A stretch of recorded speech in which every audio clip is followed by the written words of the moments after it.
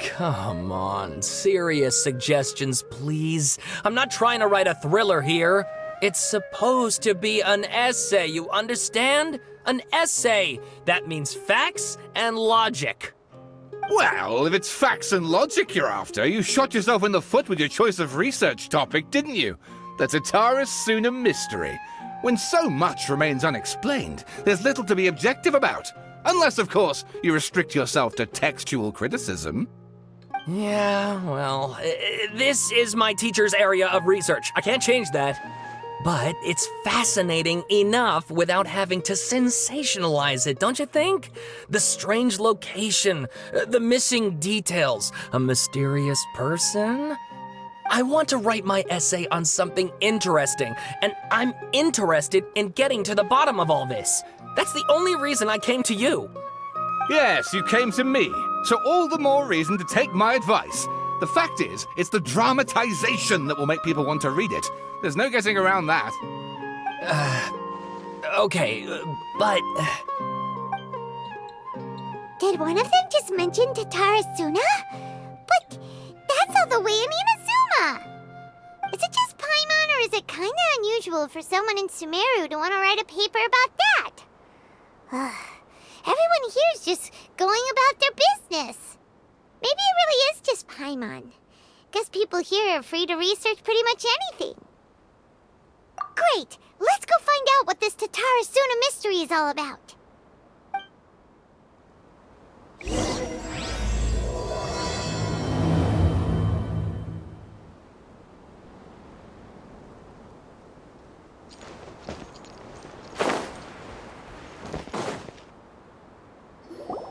All right, I guess I'll go with my textual criticism and your editorial direction for the first draft. I have a feeling that the missing Kabuki Mono will end up being the main focus of this paper. Ugh, if only we knew where to find that traveler. From what they say about him, this seems like the kind of thing he'd know about.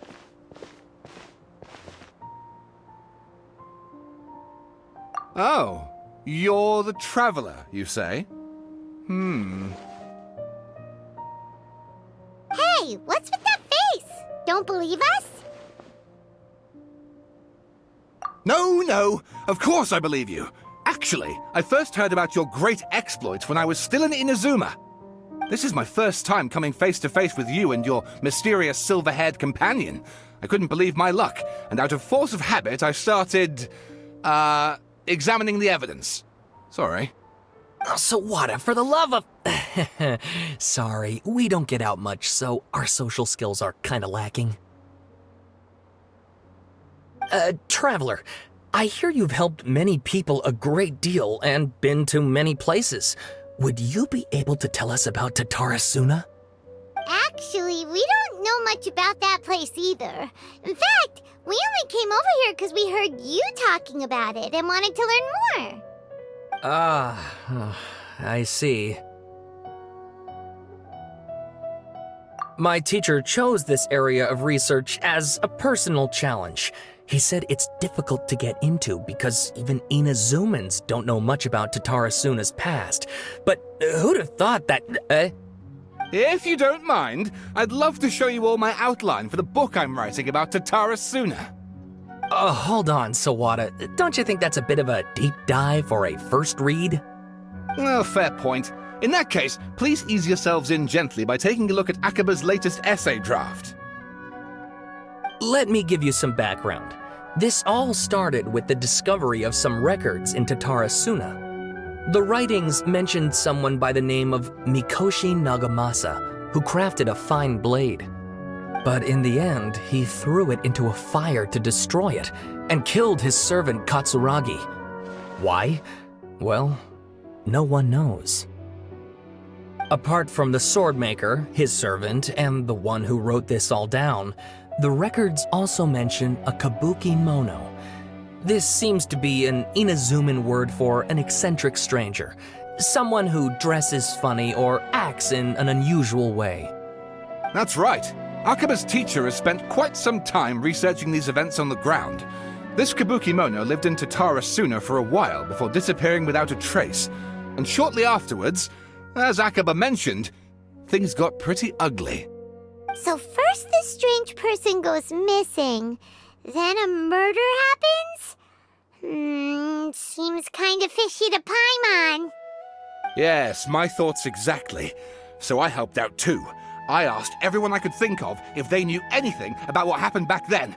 And wow! Did I get lucky! Stop shouting! This part's important. I just wanted to make it stand out. It just so happens that a friend of mine works at the Government Records Office. He looked into it for me, and I can now confirm that all the aforementioned individuals did, in fact, live in Inazuma over 400 years ago. Even back then, Tatarasuna was already at the center of Inazuma's smelting industry. The man in charge was a government official named Niwa. Curiously enough, it seems like he went missing too.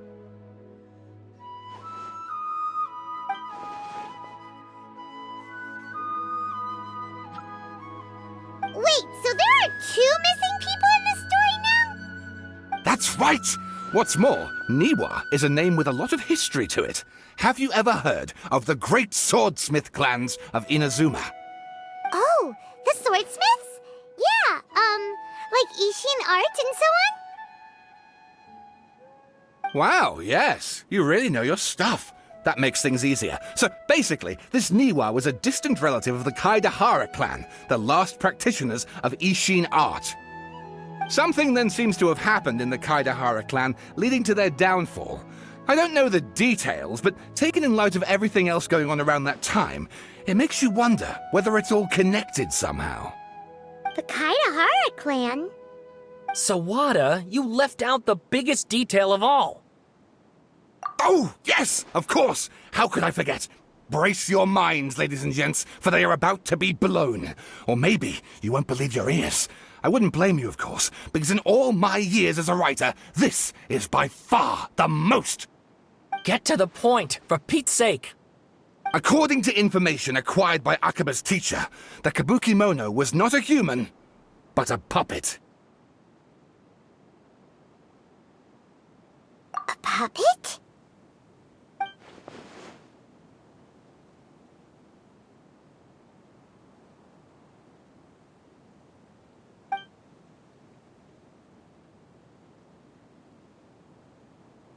Aha! Judging by the looks on your faces, you do know something after all.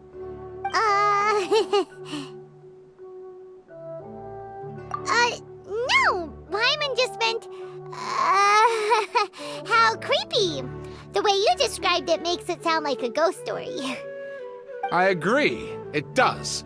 But considering that non-human races in Inazuma are by no means uncommon, spooky events are to be expected. And that's exactly what my book is about. Please, take a look.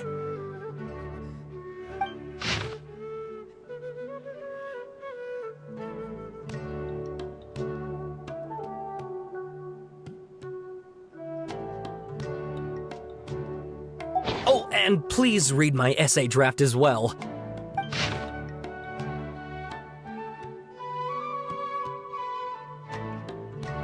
Sawada was encouraging me to follow his more creative approach, but I think essays should be grounded in facts. I don't think explaining everything away with mysterious forces will cut it. Oh, how about if I plug the holes in Sawada's narrative with political intrigue? Like, I could put a turf war between rival factions at the center of the whole series of events. Wait, you're allowed to just make stuff up? Pretty sure you've gone from essay to guessay there. Akaba, look. Your teacher has researched this extensively. I've reached out to everyone I could think of. Whatever information we have now is all that there is to know. This is as much detail as you're ever going to get. Besides, if there really was a political power struggle going on at anything like the level you seem to be suggesting, what hope would we ever have of finding out the truth? Good point. Okay, back to the drawing board, I guess. Give me some time. I need to find a new angle on this. We have some other stuff to do, so we'll have to say goodbye for now. Good luck with your essay! All right, thank you. If you find out any more info about all this, please do let me know. Thanks so much.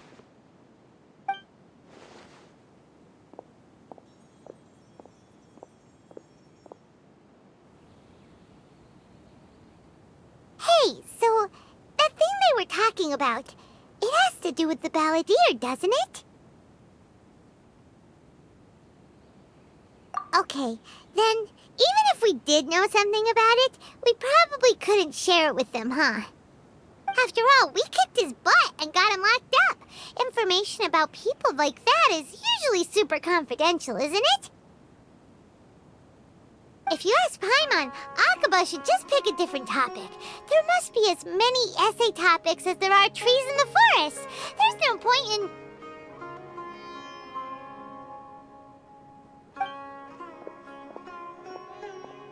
Ah!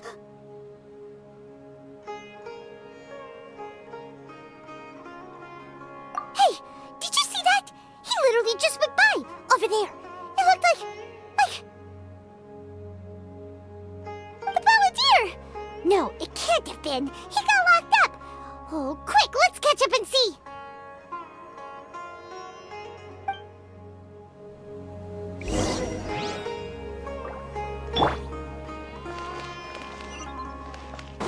Fearless.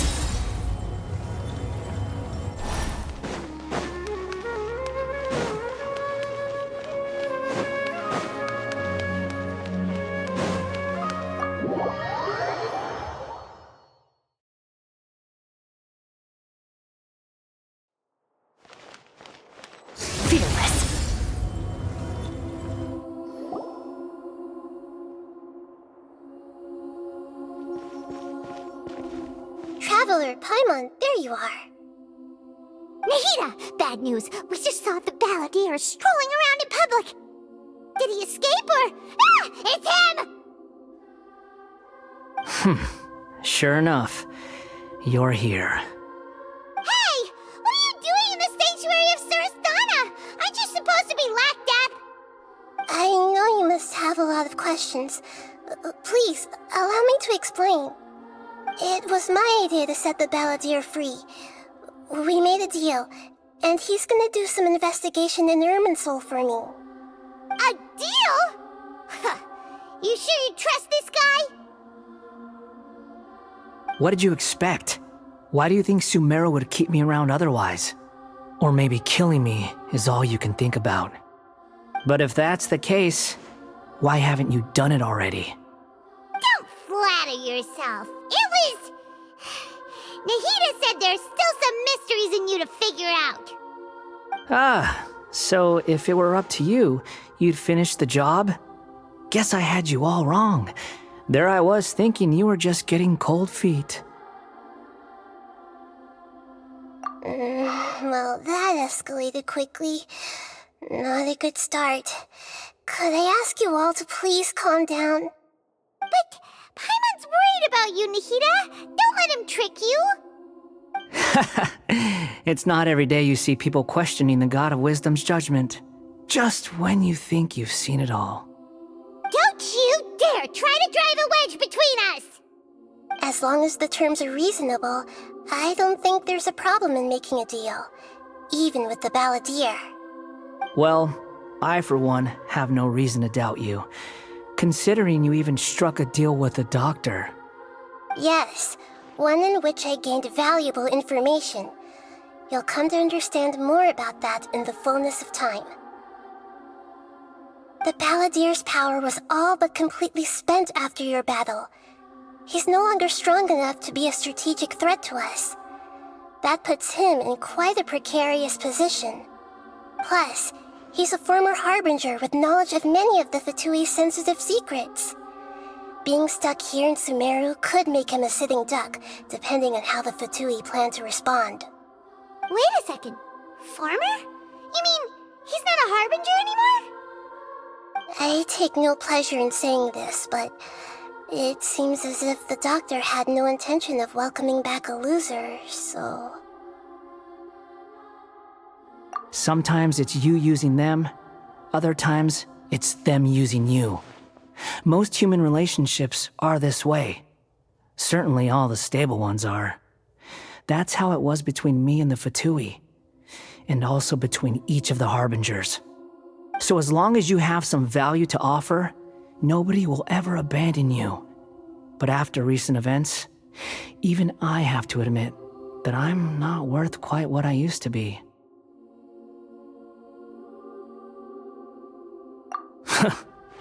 Well, if the Fatui are gonna reevaluate my utility, I need to have a backup plan for myself.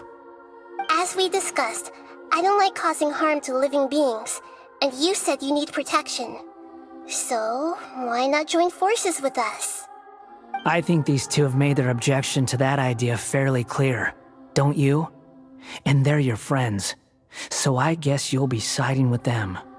Yeah, obviously! Nahida, don't listen to him! Then let's put that discussion to the side for now.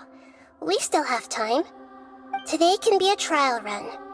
Where we go from here will depend on how well we manage to cooperate today.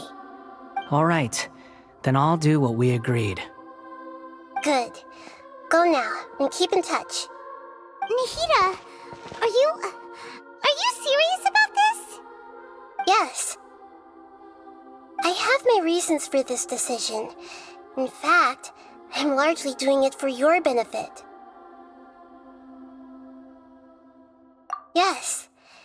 As I told you once before, there's information about your twin in Irminsul. Oh, yeah. Actually, that's the whole reason we came to see you today. So, you have an update on that? Mm-hmm. You may remember me mentioning that the Fatui had not included your twin's details in the Descender category. This is an extremely important point. It's possible that the Fatui have other information that even I don't know about. And since the Balladeer used to be one of them, he'll be better acquainted with this information than I am. He was granted the power to connect with Irminsul when he almost became the god of a new era. Even though he no longer has the Gnosis, some traces of its power remain in him. He can still connect. The amount of information in Irminsul is vast beyond description. Sifting through all of it without knowing what to look for would take too long, even for me. So I asked the Balladeer to search in Irminsul for any information about the Descenders. He's more familiar with this kind of information, and should be able to find it more quickly. Exactly! Or what if... Paimon just doesn't trust him! He's treated us as enemies every time we've run into him! I understand. But sometimes, everything is dictated by which side you're on. How things will go in the future depends on what information he brings back. And Traveler, I know what your heart desires most of all. Our minds have connected several times before. There is a corner of your heart reserved for an intense longing. A feeling of being all alone in the dark, searching for the one candle whose light still burns. As Sumeru's deity, it is my responsibility to be on guard against the Balladeer. But as someone who counts you as a friend, I want to do something for you. If this deal with the Balladeer can give you the answers you've been longing to find, then it's worth it. It's my pleasure, really. You're Sumeru's hero. You've more than earned it. Paimon's still worried about this idea. Is there anything we can do to help? I was going to contact you about that, but then you suddenly showed up on your own accord. Seems like we have a telepathic connection. In fact, I was going to ask you to supervise the Balladeer on my behalf while he carries out the task I assigned. Even though he only has a fraction of his full power left, that's still a fraction of a former Harbinger. If you could accompany him, it would put my mind at ease. Of course, I'll be there to help guide you through Irminsul from the outside. Great, thank you. Prepare yourselves. I'm going to transport you into Irminsul.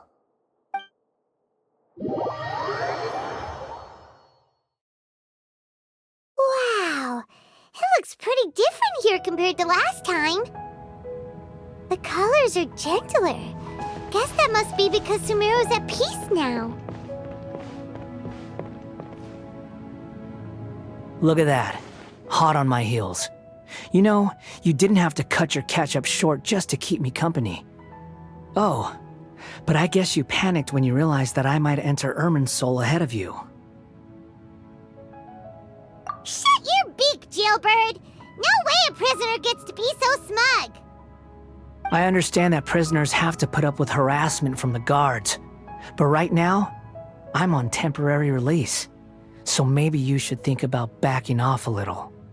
Sounds like a successful rendezvous. I need to be quite clear about something. In a few moments, you'll be entering into the innermost region of Irminsul. It is an environment like no other, and the most important place in all of Sumeru. Unlike anywhere else, Irminsul's inner region consists exclusively of torrents of information.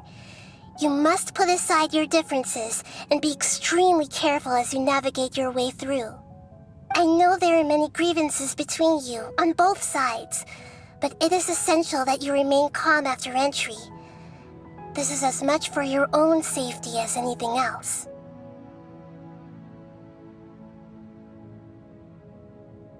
Fine, let's call it truce, but only until this mission's over.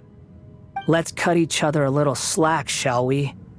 We are going to be traveling together after all. Per my agreement with Lesser Lord Kusanali, I'll be at the front. It's my job to lead the way and get rid of any obstacles in our path. All you have to do is keep your pretty eyes open and try not to fall behind. You sure are confident. Paimon will give you that. You make it sound like you're even more experienced at adventuring than us. If there are no further objections, I suggest we get going. Or did you need some time to mentally prepare yourselves? Ew! Ugh, the snark on this guy! It's unbearable!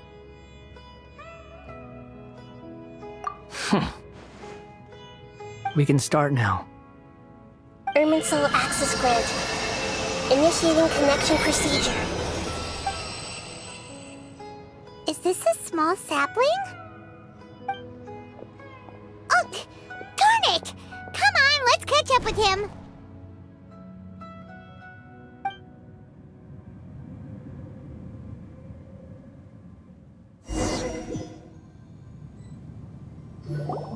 Wow! So this is the inside of Irminsul. Ooh!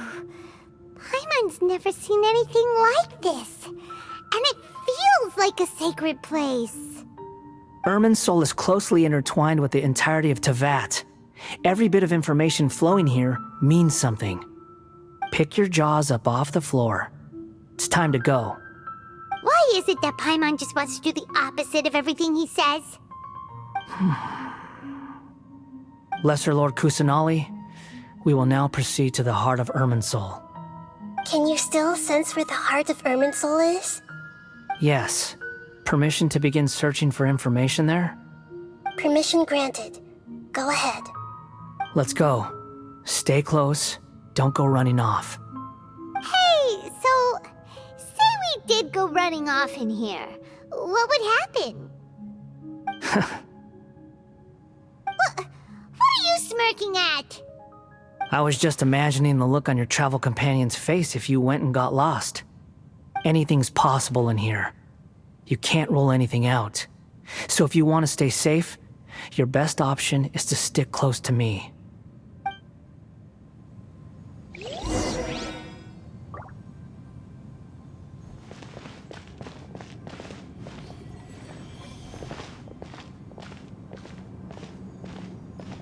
These sapling things have spread out. Those are all packets of information from inside Irminsul. Be careful not to touch them.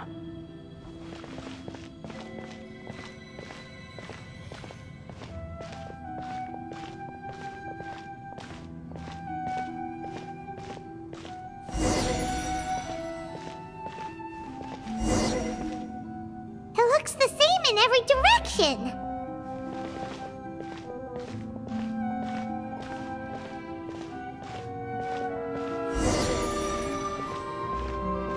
No wonder he mentioned about getting lost. Huh. What do you know? He was actually telling the truth. Is he mocking me again? What is it this time? There's a time and a place to lie, but this definitely isn't it. So why don't you relax your guard a little?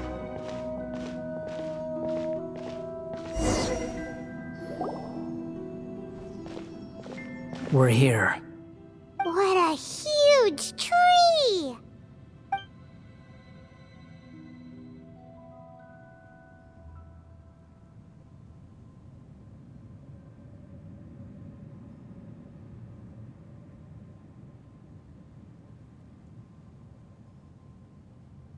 Lesser Lord Kusanali.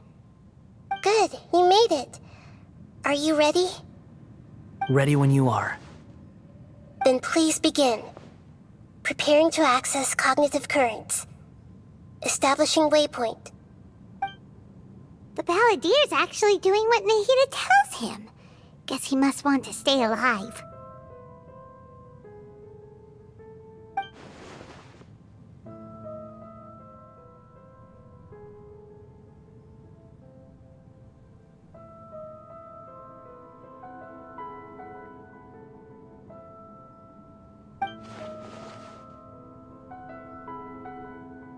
The rest is up to you.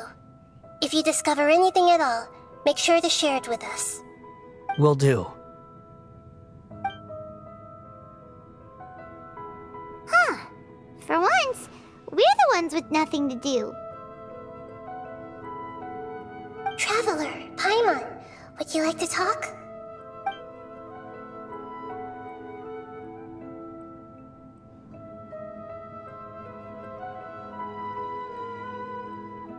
Yes, I've also invited Paimon to join. Huh? What the? We can talk to each other inside our heads?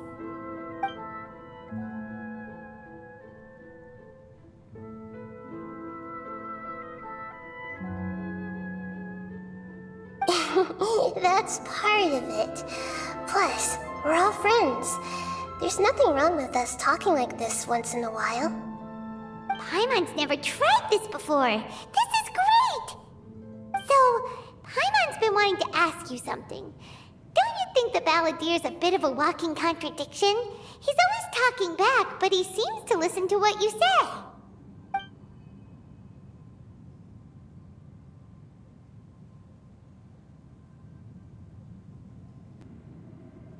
As I've told you before, there are still some mysteries for him to resolve. Things that are clear as day to me, but that he has yet to understand. Perhaps today will be the day that he finds some answers.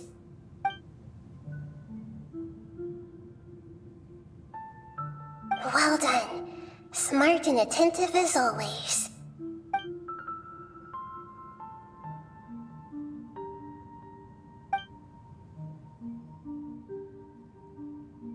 So, you made contact with that part of his mind. Well, it's true. Betrayal turned the Balladeer into the person he is today. Huh. Paimon thought nothing could get under that guy's skin. Turns out, he can get hurt and angry just like anyone else. Everyone has a history, Paimon. Even if you're a puppet created by the Electro Archon. Speaking of puppets, we ran into two people at the Academia today talking about an essay. Turns out their topic was about the Tatarasuna incident. Nahida, do you know anything about that? If you mean the mysterious events, the Kabuki Mono and so on, yes. I know about all of that. Really? Because from what they were saying, it sounded like lots of Tatarasuna's history is still unexplained. And most of the information we have now is just from people filling the gaps with their imagination. At least that's what they thought. Oh? How interesting. Those two managed to deduce quite a lot through guesswork alone. So the Gesse got it right? Well, they guessed right about one thing. Tatara Suna was sabotaged. Must be a riveting conversation you three are having. Funny how all the good ones happen when I'm not involved. What makes you think we're talking to each other? Don't insult me. You're having a private conversation without me. Obviously, I must be the topic of said conversation. Of course you do. You can't have your prisoner knowing too much. So, have you found anything yet? Still looking. Don't get your hopes up, though. You and your twin come from outside this world. It wouldn't surprise me if there was nothing on either of you in Irminsul at all. Wait, how did you know about that? Did Nahida tell you? It's not like we've never met before. And anyway, you're world famous. It'd be more surprising if I didn't know a few things about you. Right now, we have to keep the peace. I'm not interested in creating more misery for myself, and making cordial conversation is something I can manage. Huh? Wait. This light, it looks similar to those saplings. What could it be? Anonymous data? Hey, don't you forget the agreement! You have to share it with us! Shh. Just wait. Mr. Niwa, are you certain this is worth the risk? We are talking about Tatara Suna's furnace, after all. It may not pay to act rashly. There's no one else who can enter the furnace. It has to be me. Is that so? Well, since you insist.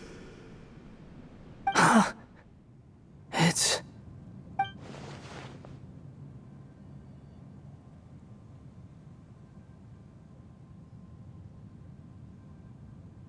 Whoa!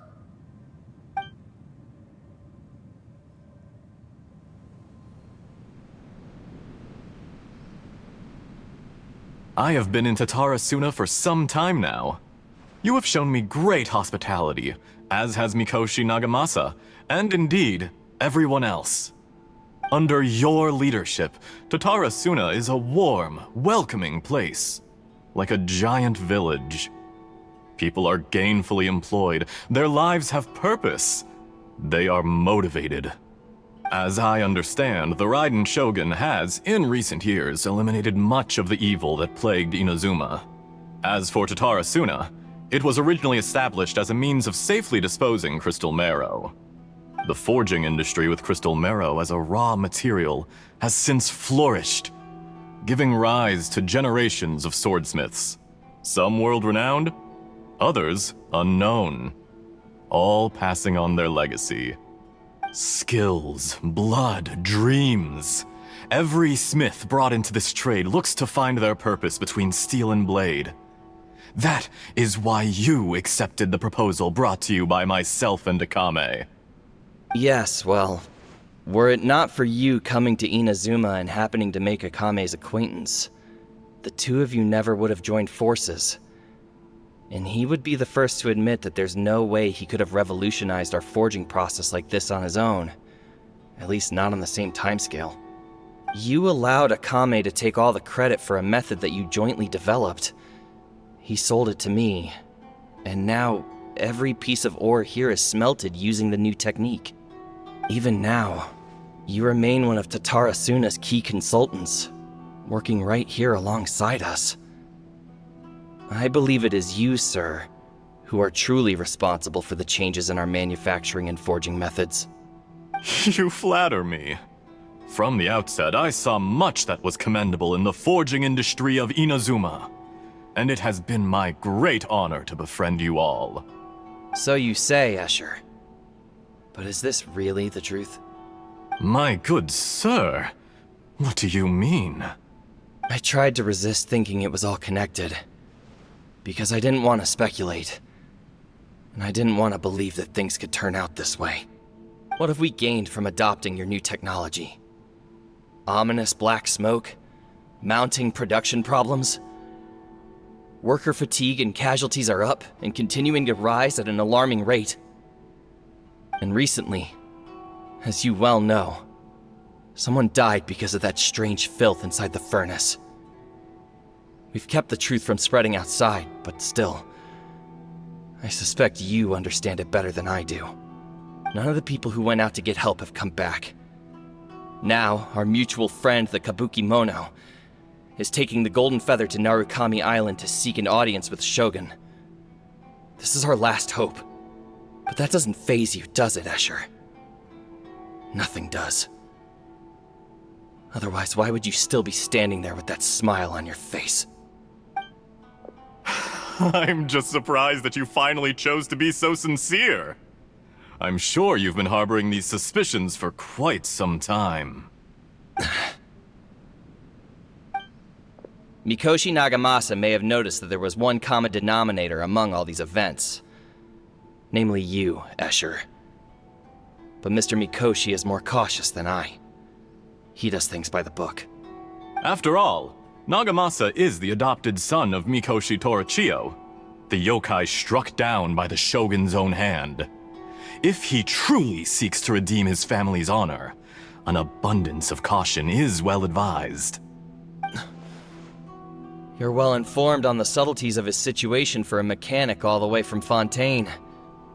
Are you sure you're not a little overqualified? Why, Mr. Niwa, are you suggesting I find a job as a diplomat?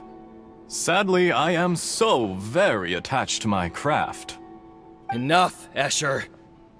I'm here because an evil force is raging inside the furnace. And someone needs to take your new device inside the high-risk zone so we can absorb it and put an end to the problem. I'm in charge here. And I'm about to take some responsibility and head inside. Probably to my death. But what about you? What are you still doing here? Judging from the look in your eyes, you don't seem to trust me. Drop the act! We're past that now. Whoever you are, it looks like your plan to destroy Tatarasuna has worked. I just want to know what you're still doing here. What's left? Don't you have all your answers by now? Honestly, I'm just waiting for the right moment.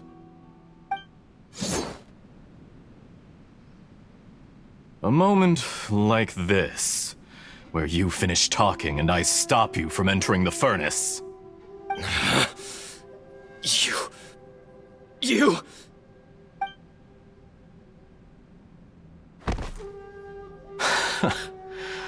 You're a little smarter than I initially gave you credit for. I thought I'd disguised myself exceptionally well, at least for the first few days.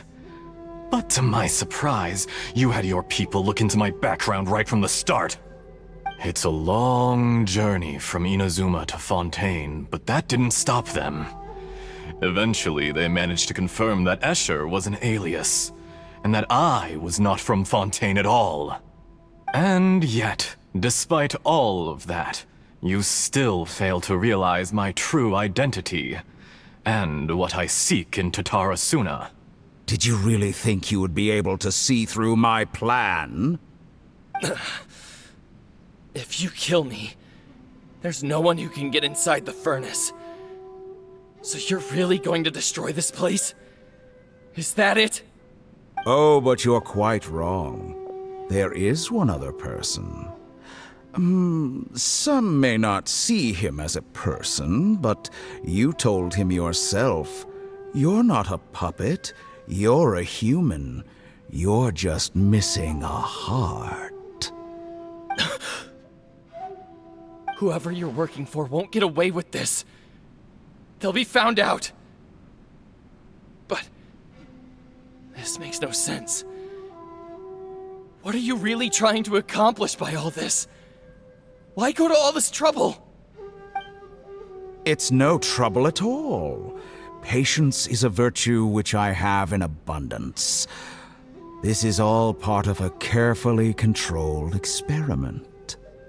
If you must know, I'm happy to divulge my true identity. I'm a Fatui Harbinger. Call me the Doctor. The Fatui? What do you want? Just to create a minor inconvenience for your nation. That's it? That's why you gave us your cursed technology? Just to let loose the evil energy from the crystal marrow? Look how even the righteous soul is filled with venom when faced with its demise. My device functions precisely as you say. It is the only chance you have of preventing a catastrophe and keeping the truth from the outside world. However, I did not make it with you in mind. It is easier for a person to be possessed by evil spirits when they are filled with hate. So give in to your fury. I want to see what happens when a malevolent heart is placed into an unsuspecting puppet. Make no mistake, even without you, that pure, innocent puppet would only end up being used by someone else instead. What other reason would a human have for befriending one who is not of our kind?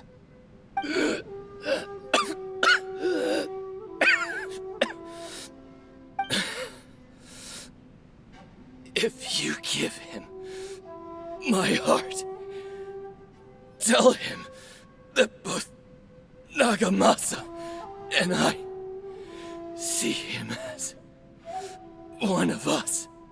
He has nothing to prove to anyone. Because not everyone just wants to use other people. The only ones who think like that are people like you. What a beautiful way to see the world. It almost makes me feel a little guilty. Then out of respect for you, I shall redefine myself. Think of me as a monster or a demon, if you wish. At least this way your death is not a consequence of your own folly turning you into an easy target. You simply lost to something more powerful than you could ever hope to defeat. I say, Mr. Niwa, let's see what happens. Will your puppet friend become a human? No, that will prove quite impossible. Mr. Niwa? Already dead. What a pity. Jester, I have completed the task you gave me, creating a gap and infiltrating Inazuma's inner workings. What fun it was. I'd like to introduce a puppet to you. If he proves useful, let's make him our newest comrade. And if not, let's turn him to dust.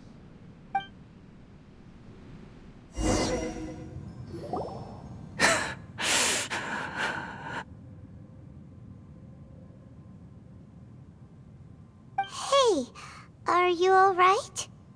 Dottore?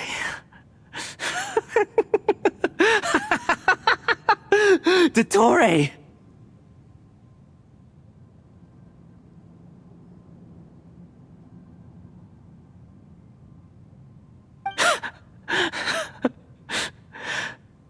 Good. Good.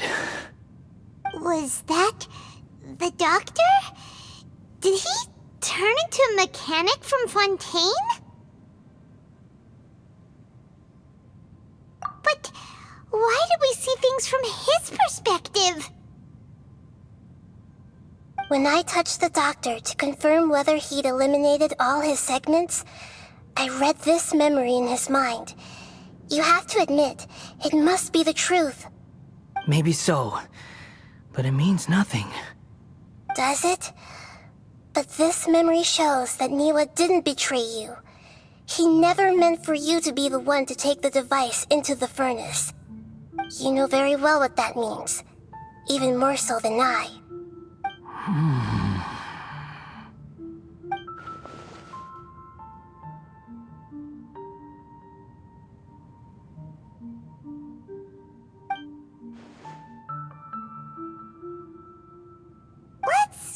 Give him some space.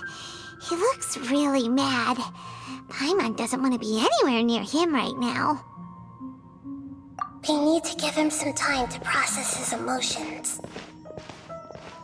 Paimon's still confused about the Tatarasuna incident.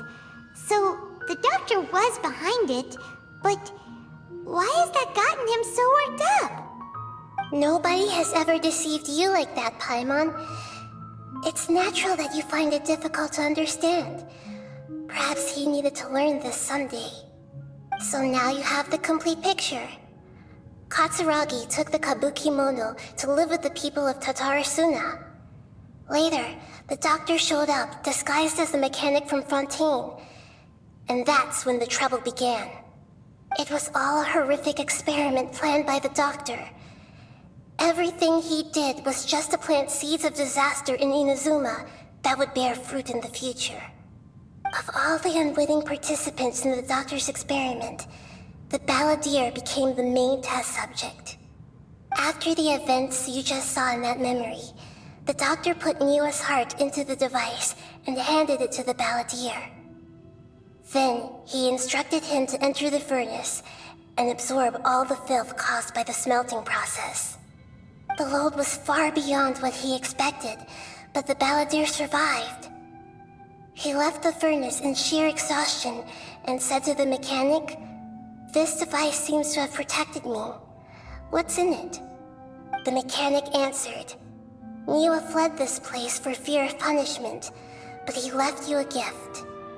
He said it's the one thing that you've been looking for." He took it straight from the chest of one of his innocent servants. The mechanic removed the withered heart from the device as he spoke. The balladeer was stunned that such unthinkable cruelty had brought him the thing he'd been longing for his entire life. A heart acquired through cold-blooded murder is a cursed thing, but it had protected him from the filth. He thought Niwa had completely betrayed him, and yet this very betrayal had ensured his survival.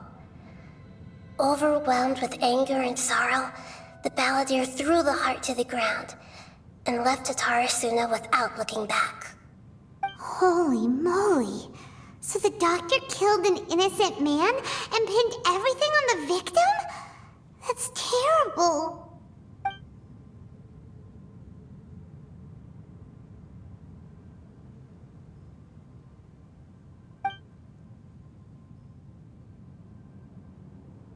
Yes. Only if he understands this can he choose a new path forward.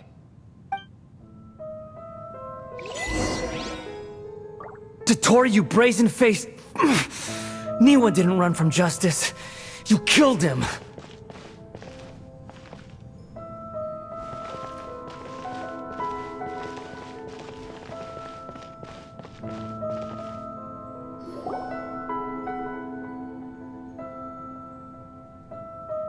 Shall we see how he's doing?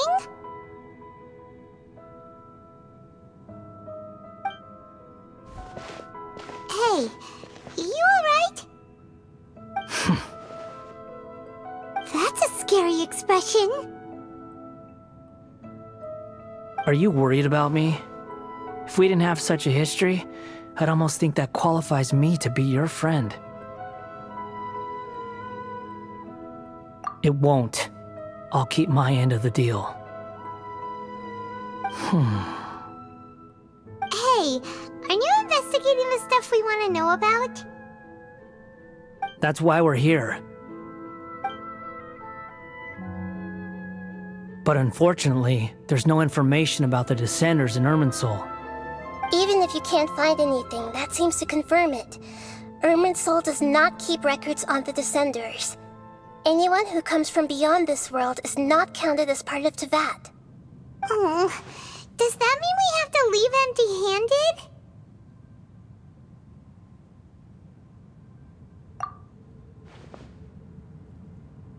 Don't thank me just yet. You look really upset. Well, since Irminsul was a dead end, I guess I can share some other info that might interest you. Huh? About what? The reason why there are records about your sister in Irminsul. It might have something to do with Conria. Apparently, Conria was her first destination when she arrived in this world. Plus, she only came to this world because the heavens responded to the summoning. The heavens responded? The Jester told me this himself. You can take his word on this. He was a royal mage in Conria, and lived with your sister for a time. I don't know the details. It's up to you whether you want to believe me. All I can say is, I wouldn't lie to you about this. Did you get all that, Lesser Lord Kusanali? Yes. Astonishing news. Does this info count towards my mission? It wasn't from Irminsul, but was it valuable? Very valuable. Good. In that case, I'll take some time for myself now. Huh? What have you done? Lesser Lord Kusanali was right. My power's all but completely spent. Even if I use all of the divine power left in me, I can't sustain this shield for very long. I shared a secret with you, and now you owe me. So in return, I'd like you to answer a question for me.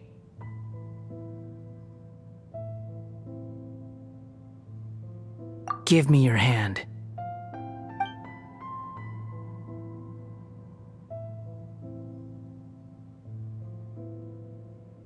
Can you hear my voice inside your head?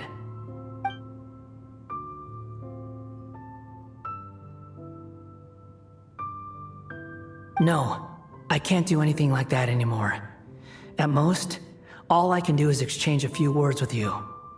So tell me, in this world, is it possible to change the past?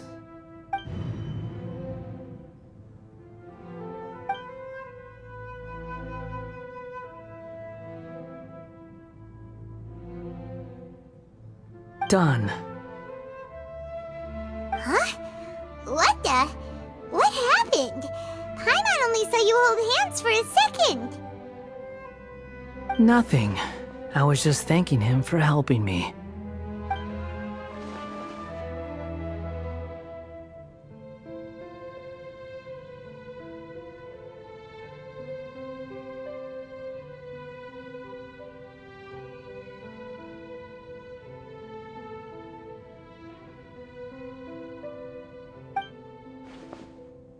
So long. I suggest you get yourselves out of here quickly. Where are you going? Hey, wait up! Didn't you say not to go running off? It's reaction time, but I don't think we'll be seeing each other again. From this day forth, the names Balladeer and Kabukimono will cease to exist. Those who died in Tatarasuna because of me deserve another chance at life. Hey, Balladeer! Don't do anything stupid! You know, I never did like insects. Hordes of the puny things swarming together can be a real nuisance. And I enjoy nothing more than to stamp them out like the pests they are. But if a colony of harmless ants isn't threatening anyone, I guess they deserve to be left alone. Luckily, everything can be set right. It's time to solve this once and for all. Balladeer! Balladeer! Uh-oh, he disappeared. Come on, we gotta find him somehow.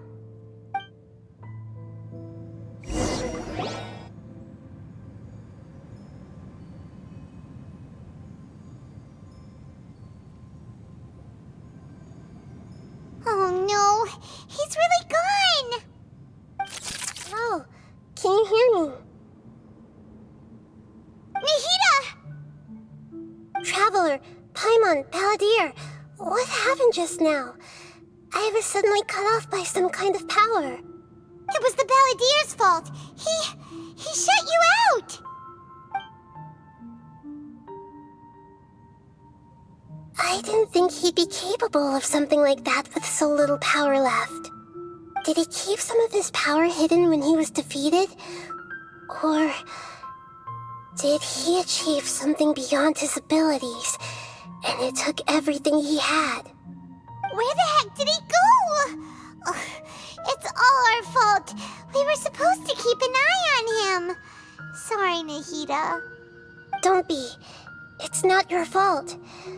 Please, let me handle this from here, even though I'm not sure I can solve it. We're running out of time. Follow my lead and get out of Irminsul as soon as possible.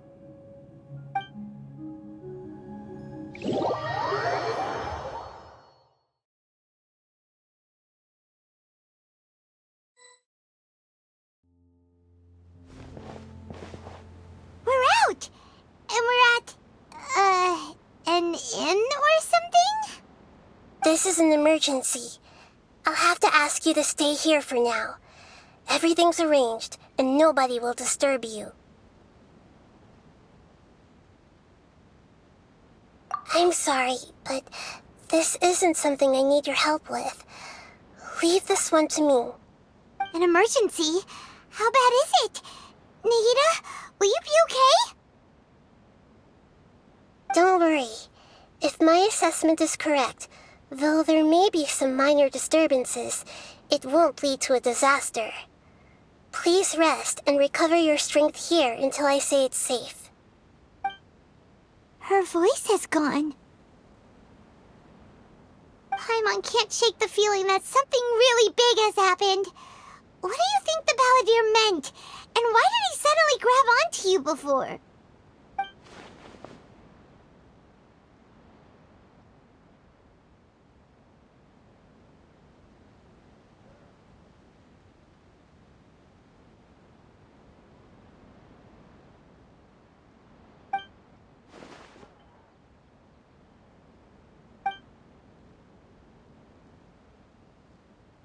He wants to change the past?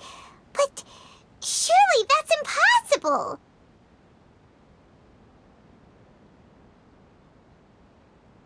Right!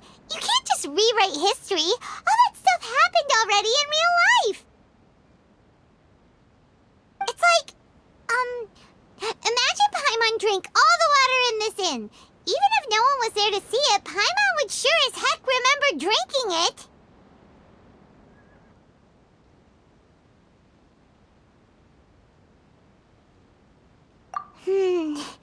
So, why does Paimon still have a bad feeling about this? Paimon can't help but feel scared about what he might do. Oh, Paimon's so confused. Huh? Ah!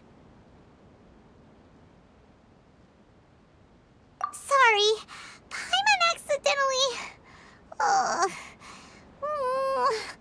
It's the Balladeer's fault for causing Paimon all this mental stress. But erasing yourself from history? It's unthinkable. Is that really possible in Irminsul? Uh-oh. Paimon's head is overheating from trying to understand what he's up to.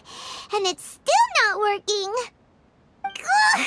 Paimon's had it with that little brat. He's been nothing but trouble ever since we met him.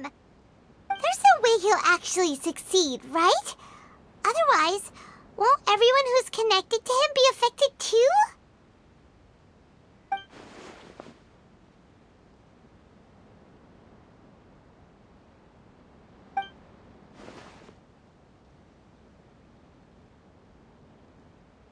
There's nothing we can do about it at this point. Hey, have you got any ideas on what we should do next? Seems like now there's nothing left for us to do but to go to sleep. But Paimon's still so worried. Paimon won't be able to sleep a wink tonight. So, how about, we list all our favorite foods to take our mind off things?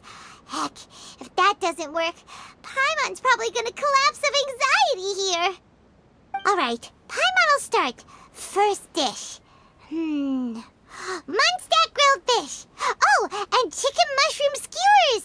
Tea break pancakes, cream stew, sauteed matsutake, and Dragon chili chicken, almond tofu, satisfying salad. Oh, also a dip to temptation, golden shrimp balls, triple layered consomme, lotus seed and bird egg soup, and...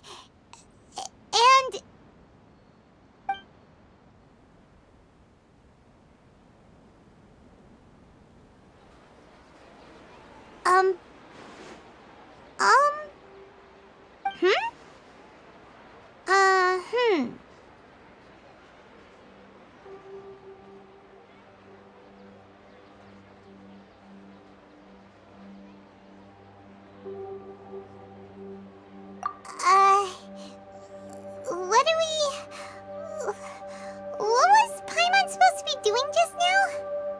Paimon was, talking? Huh.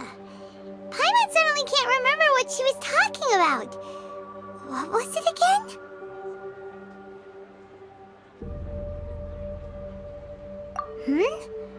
The balladeer?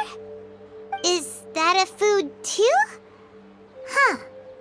Weird name, though.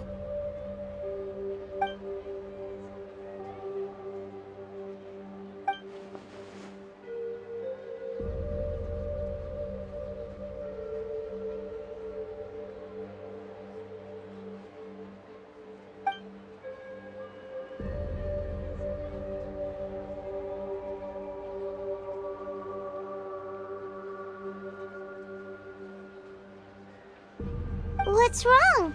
Your eyes are like saucers. Was it something Paimon said?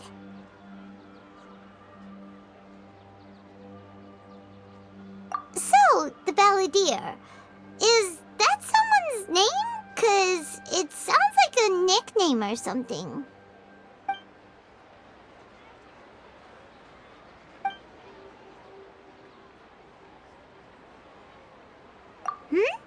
Okay, sure. Where are we going?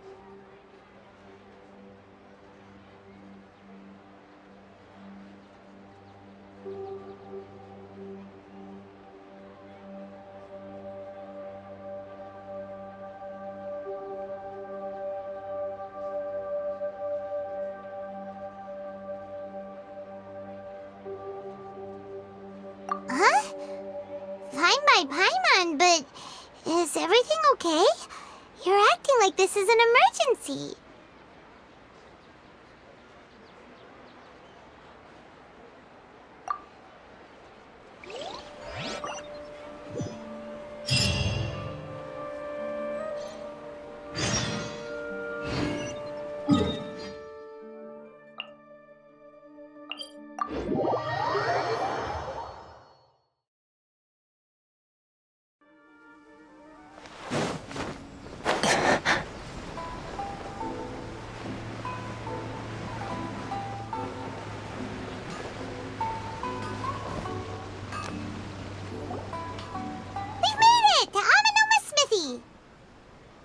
Ah, it's been a while.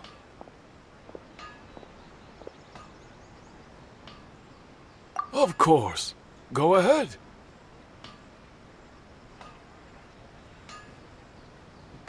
Oh. Now there's a question I wasn't expecting. Very well. I'll tell you what I know once more. The once renowned Raiden Gokuden, comprised of 5 branches: Amenoma, Futsu, Ishin, Hyakume, and Senju. The art of forging practiced by these 5 clans was first taught to them personally by the almighty Shogun. Over time, the 5 branches diverged from one another as generations of bladesmiths honed and perfected their craft until they became 5 distinct traditions. Most of the great swordsmith clans of old have since fallen into decline, and for a long time, only the Amenoma branch kept its art alive. But fortunately, Kaede Harakazuha recently returned to Inazuma and took up the mantle of the Ishin art. Now, 2 clans remain of the original Gokuden 5. If my memory serves me right, you yourself were present when he forged the Ishin blade. Oh yeah, we were! Paimon remembers that now. We learned a bit about about the decline of the Raiden Gokuden then, too. It seems like such a shame.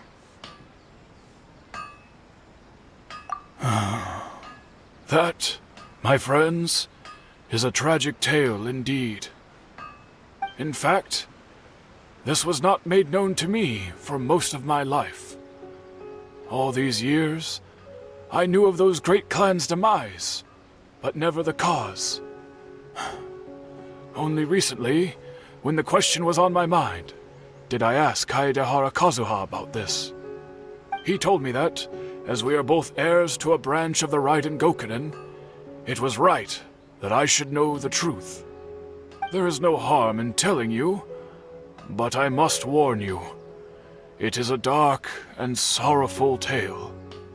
The Raiden Gokuden were the targets of a murderous rampage by a vengeful bladesmith. Vengeful? Why? 400 years ago, so I'm told, there was a catastrophic malfunction in Tatarasuna's furnace. One brave swordsmith heard the commotion and chose not to flee, but he rushed to the scene, hoping to prevent a disaster. Tatarasuna was home to a state-of-the-art forging and smelting operation in that day, and overseeing it was the armory officer. His surname was Niwa, though he had family ties to the Kaedehara clan. Knowing that they had just one chance to save countless lives, Mr. Niwa and the swordsmith leaped together into the furnace. The furnace quickly stabilized, but neither of them made it out. The smith's death, though heroic, dealt a devastating blow to his family's fortunes. His orphaned son was left to fend for himself, and grew up deeply resentful at the world. In his heart, the whole of Inazuma was culpable in his tragedy. He hated the almighty shogun for her apparent indifference towards his father's death, and he hated everyone who had done nothing to try and save him. Powerless and destitute, the only legacy he had to pass on to his children was his hatred. Generation after generation bore this grudge, living in utter misery. Alas, if only the story could have ended there. But 100 years ago, the then head of this family reached the end of his wits. He could bear their fate no longer, and yet he could do nothing to change it. Finally, he made a drastic decision to take revenge on the Raiden Gokuden. In doing so, he sought to vent his pent-up anger and shake the very foundations of Inazuma's forging industry. In his fury, he murdered indiscriminately, killing even bladesmiths from the Hyakume clan which he belonged to. His goal was absolute, the devastation of all of the Raiden Gokuden. But when he came to the Kaedehara and Kamisato clans, his killing spree came to an abrupt end. He failed to catch them unawares. They fought back fiercely, and they did not spare his life. That is why the Kaedehara clan and their Ishin art survived that day. I suppose they were the lucky ones, under the dire circumstances.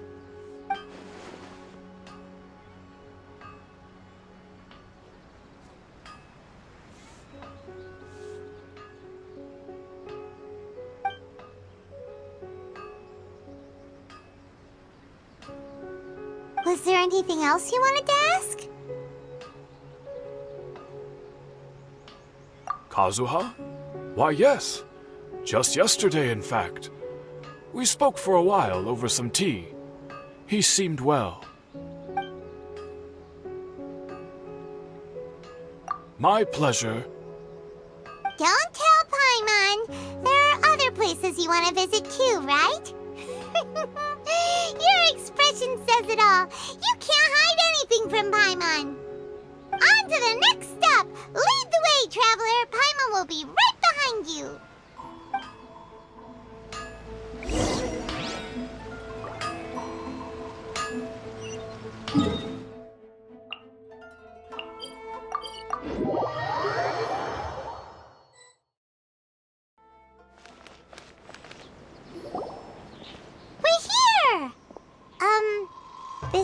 Yashiro Commission's headquarters, so...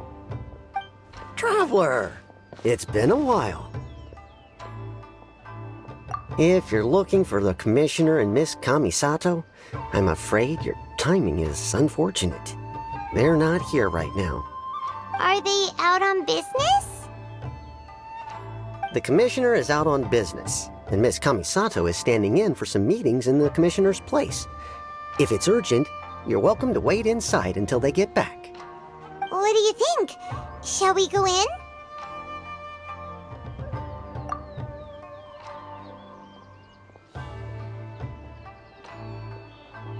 If it were anyone else, I couldn't allow it. But seeing as you're so close with the Commissioner and Miss Kamisato, I think it should be okay. We'll be heading in then. Thanks!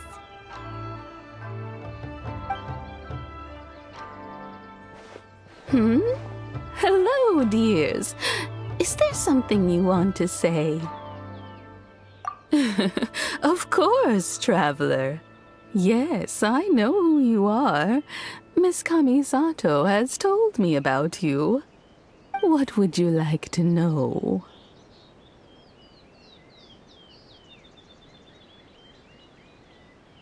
Oh, they're both very well indeed. Lately, Miss Kamisato has been rather busy attending all kinds of meetings and occasionally paying visits to some local organizations on the Commissioner's behalf. As for the Commissioner himself, well, you know, busy as ever. That much hasn't changed. Although he does seem to be in a rather good mood these days. So pretty much business as usual on the Yashiro Commission, huh? Very much so.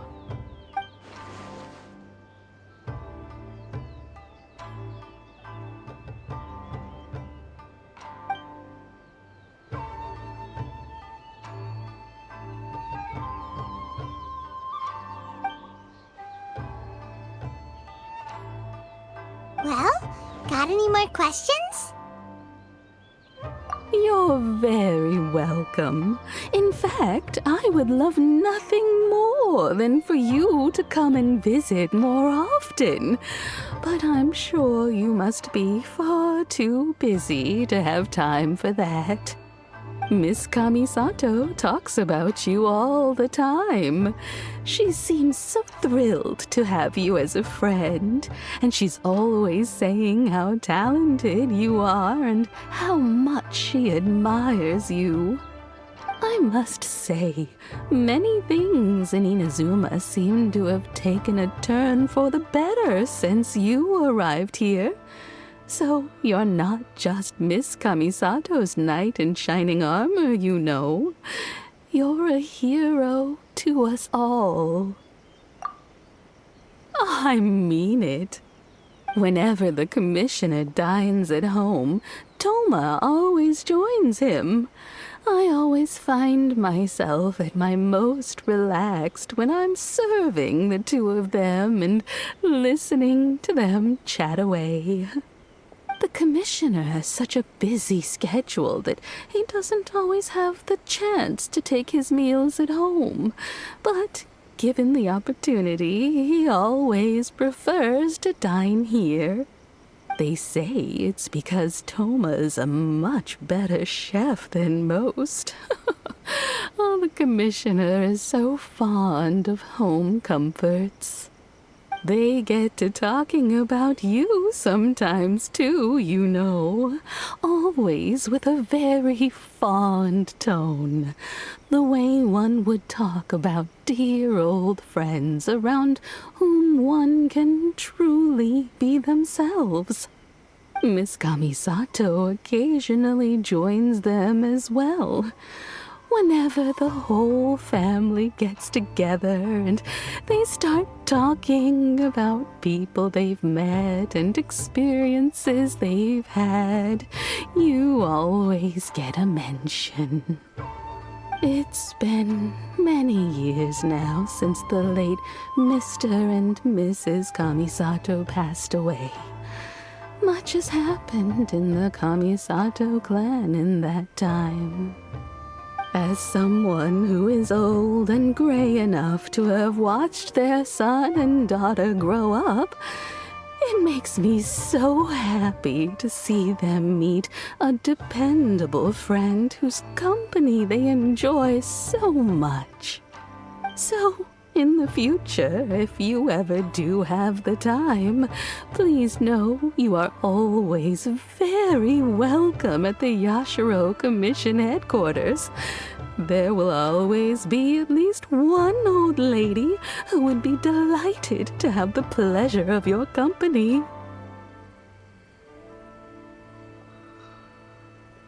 Wonderful.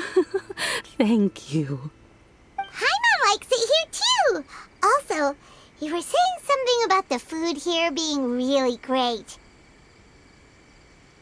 Paimon's itching to try it. We may just have to invite ourselves around for dinner sometime. Paimon meant we should come pay a visit again real soon. Ideally around dinner time. Of course. You're always welcome. Alright, goodbye for now.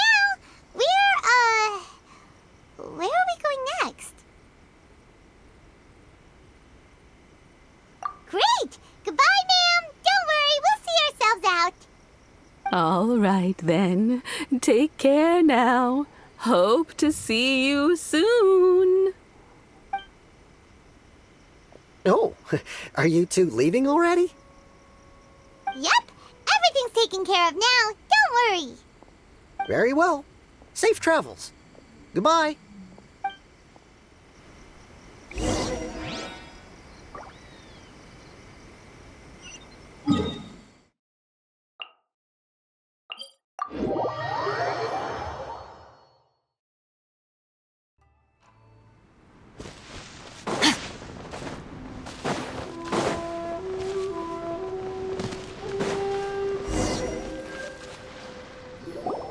Well, here we are. But what are we looking for? Something or someone? Do my eyes deceive me, or is that the Traveler and Paimon? Xavier, what are you doing here? I was in the general area, and now I'm in this specific area. There, that's me. So what about you two? We have some questions and thought you might be able to help.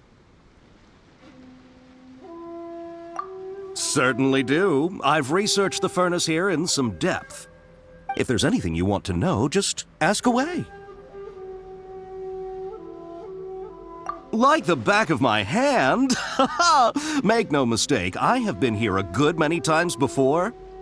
Not only that, but I've met people in Inazuma whose families used to live in Tatarasuna years ago. They said it's all true, the history here.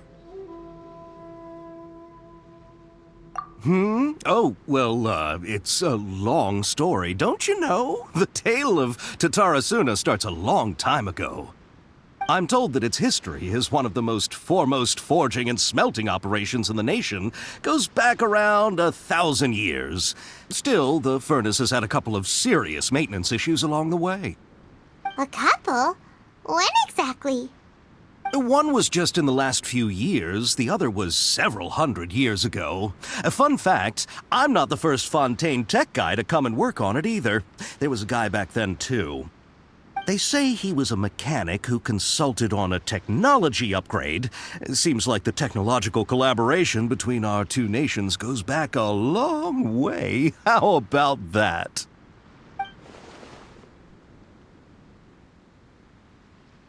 Hey, weren't you gonna ask Xavier something about Tatarasuna? Come on, ask already.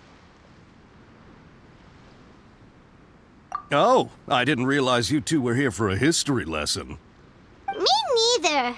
Paimon doesn't know what's gotten into this one today. Feels like we've been preparing for a history exam or something. What brought this on? Did you just wake up today with a sudden burning desire for historical knowledge?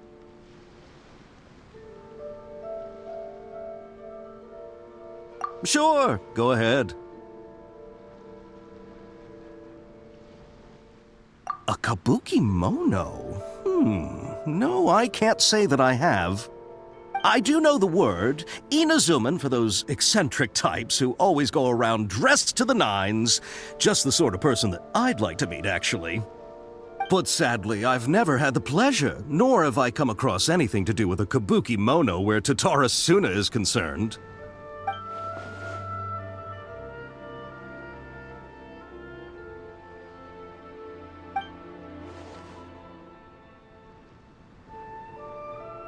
Of course! Don't mention it. Oh, we're leaving? Okay, bye, Xavier. Oh, you're most welcome. More than happy to help. Farewell. Looks like you got all the information you're looking for.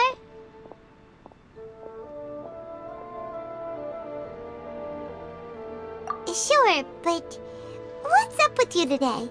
Whatever it is, it seems like it's really troubling you. Keep your smile, Spinal Crocodile. No matter what happens, Paimon will always be there for you. Come on, you gotta keep it together. Why don't you grab something to eat? You can't go facing life's challenges on an empty stomach. Alright, let's head off and go meet Nahida.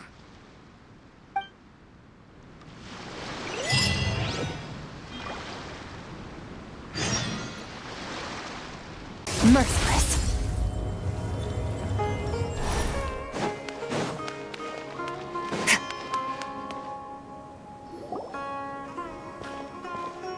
Hey, it's them!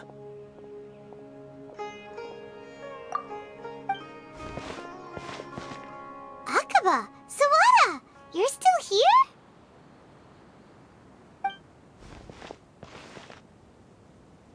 Indeed we are. If you have a moment, we'd love for you to join us once more.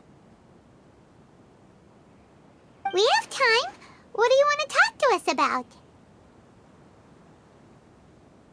It's the same topic we discussed last time. Obviously. Still looking for more info about Tatara Suna, huh? Should we join them?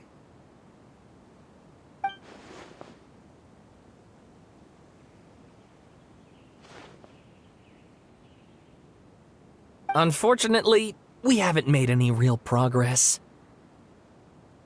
Huh? Oh, of course.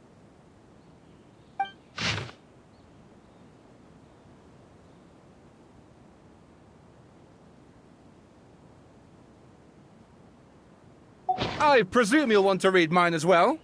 Here.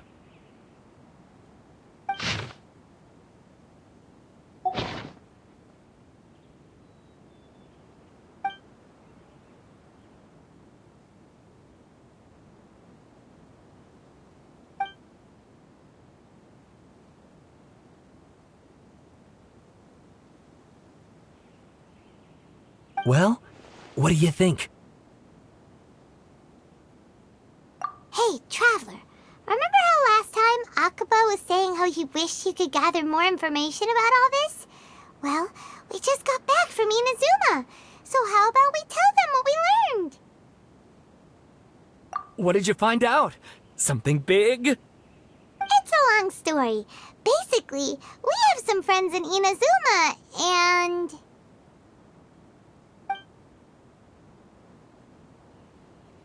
Wow, so many new details. Thank you so much for sharing that with us. Well, well. So it all comes down to one man's desire for revenge. Huh. You heard this from a member of the Arminoma clan, you say? Then I guess it must be true. Ugh. So there's no ghost story here after all. This new information actually lends further credence to my hypothesis. Evidently, swordsmiths were seen as having an incredibly prestigious role in society those days, to the extent that harming them was conceived of, at least by the perpetrator, as a way of exacting revenge against those in power. Yes, okay, point taken, you were right. But that doesn't mean I can't carry on with my novel. And they're back at it. These guys are really into this. Oh, so sorry. Look at us, prattling on about our projects and ignoring you. Thank you so much for the information. You're welcome. See ya. Keep us in the loop if you find out anything else. Will do.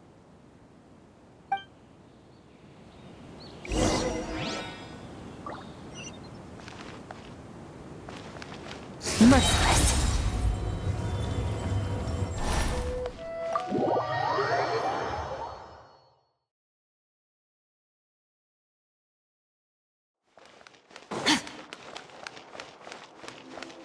Merciless.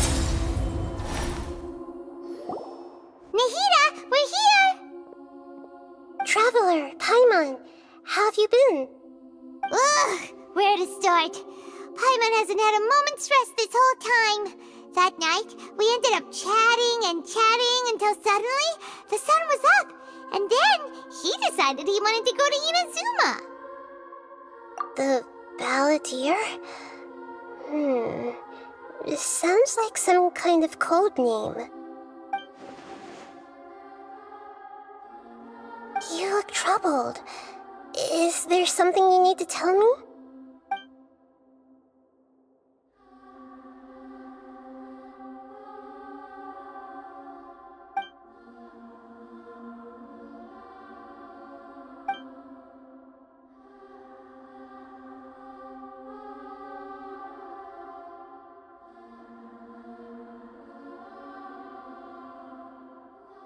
Traveler?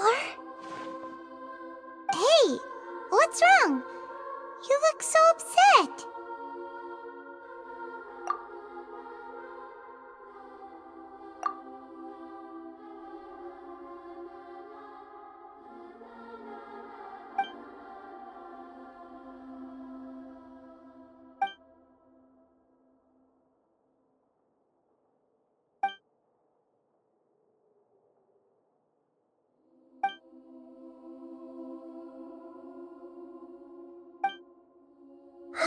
That's quite a story. So, this puppet known as the Balladeer erased himself from Irminsul, hoping that he could change the past. But how was he even able to do that? As the Traveler said, he very nearly became Sumeru's deity. Admittedly, I remember it a little differently. I don't recall finding anyone inside the machine after we defeated it. Nevertheless, it does make sense. If someone were to successfully erase themselves from Irminsul, the world would change to reflect the new reality. So, you believe this person really existed, and we just don't remember him because... well, because he literally changed the world? Yes. Theoretically speaking, it is possible to do this. But I'm struggling to imagine the kind of person who would dare go through with it. The Traveler comes from a world beyond Teyvat. That's why there's no information about him in Irminsul, and it also explains why any changes to Irminsul wouldn't affect him. So if there's anyone in the world capable of retaining memories from a past that has been rewritten, it's you. It's quite incredible when you think about it. Paimon's having a hard time understanding this Balladeer guy's motivations. Why did he do it? I can only make inferences based on the information we've been given. As for what kind of person he was, only you remember that.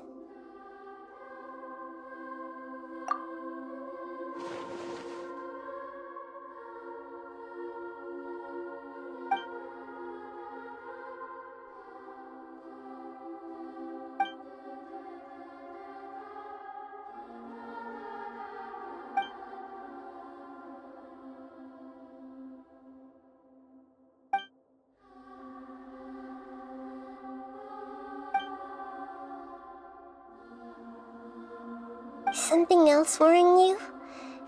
Something that you can't share? It couldn't change the fate of the ones who had died, right?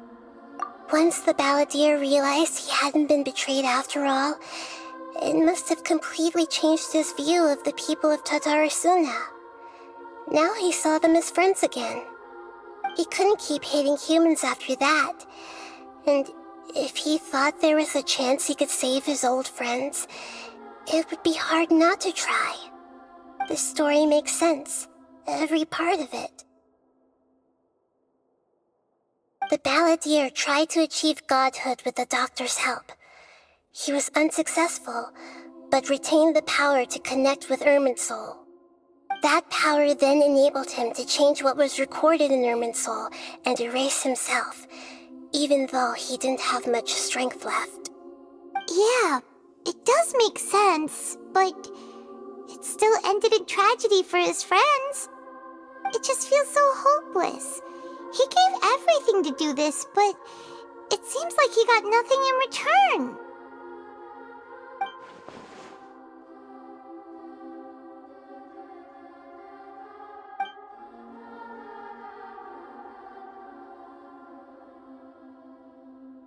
Please wait a moment. I want to check something. Found it. This should be the one. It turns out that I have a strange way of confirming everything he has told us. What is it? A record from a personal collection. It was tucked away in a corner. You should take a look.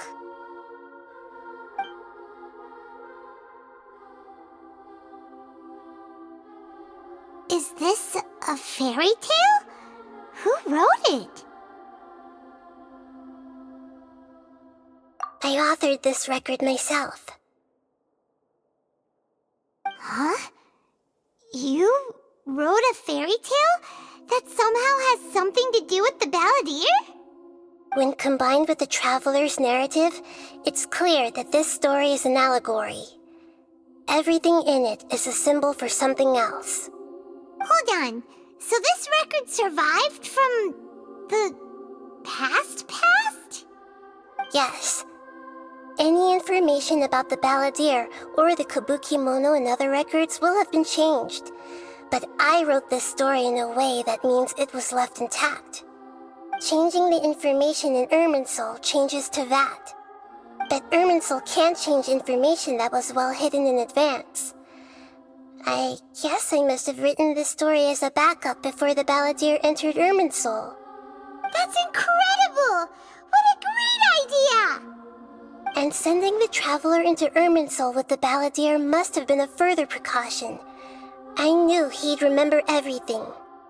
This story is abstract enough that it still resonates with the present information recorded in Irminsul. But if we connect all the different pieces together, the true story that emerges is the one he told us, the now erased life of the balladeer.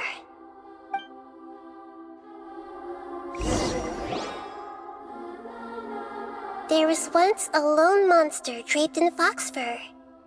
The monster found a family of foxes, joined them, and they became friends. The monster lived with the family day and night, and everyone treated it as one of their own. Once in a while, the monster would take off its fox fur at night and lament to itself as it gazed at its reflection in the water. I am a monstrosity, yet they are too foolish to see it. I pity them. But the monster soon found solace when another came to live among the foxes who was not their kin. A kitten, carved from the wood of a white tree who had been abandoned by the humans. The kitten too wished to become a fox, but its tail was too slender and it could not grow a coat of richly colored fur. Yet when the other foxes saw this, they spoke words of comfort to the kitten. Even without a tail and fur like ours, you are still one of us. Furious at this happy resolution, the monster lit a fire on the mountain. The terrified animals panicked as the fire spread.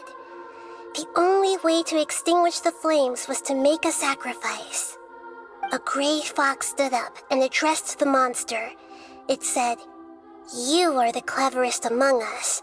Surely you can help us find a way to solve this." The monster smiled, led the fox toward the fire, and murdered it. The gray fox's heart was turned into a beautiful drop of water, clear, spotless, and pure. The monster gave the heart of water to the kitten, telling him, "The foxes have decided. You are the one who must be sacrificed. Take this, quench the flames, and die for your fox kin." The fire was extinguished, but the kitten lived. It left that side of the mountain and found a little bird who had a broken wing. The two promised they would spend their whole lives together, but the little bird did not have long left to live. It passed away soon after. After burying the bird, the kitten left the mountain for good. Never again would it cherish a single creature nor a single blade of grass that stood on that mountain. The kitten spent the nights wandering aimlessly, gnashing its teeth at the moon. How it wished to swallow the moon and devour the moonlight. If the world could only return to darkness, then it would finally be peaceful and content. I will become the new moon, the answer to everything. Then, no one will know that there were once birds, foxes, and cats in this world. And no one can know that they were different.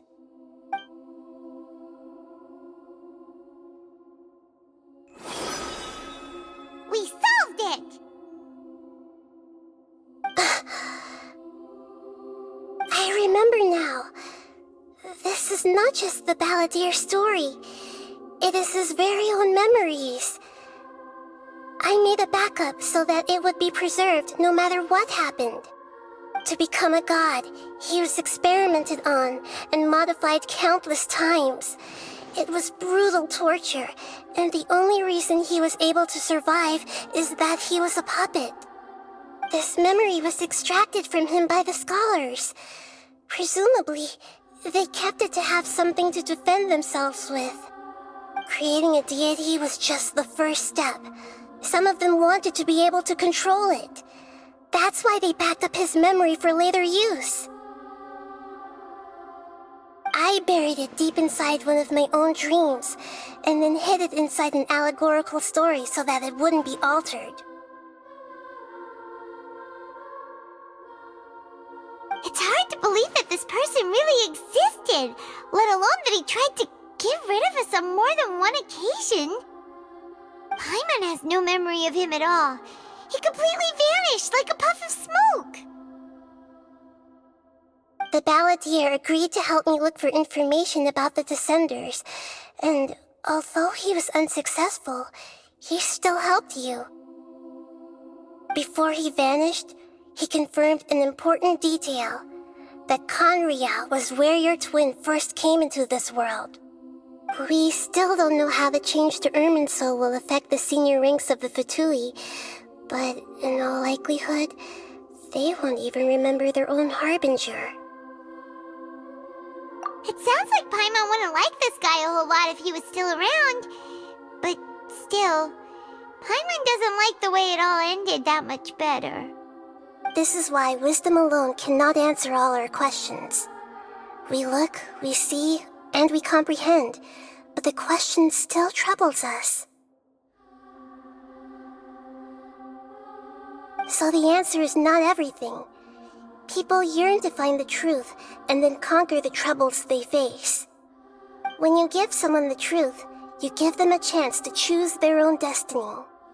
To others looking on, this may seem like a pointless endeavor, but for him, the chance to act on his desire to disappear must have meant a lot.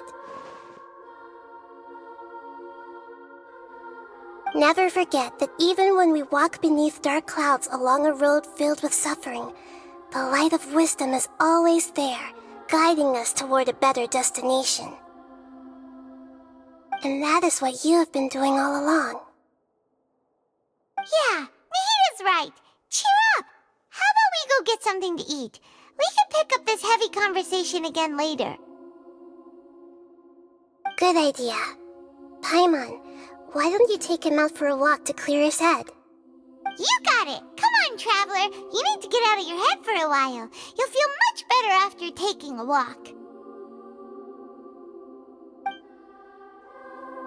Let's go get a snack from one of the stalls in the Grand Bazaar! That'll be sure to lift our spirits. It must be really tough being the only one who remembers all that. But Paimon's always here to help cheer you up.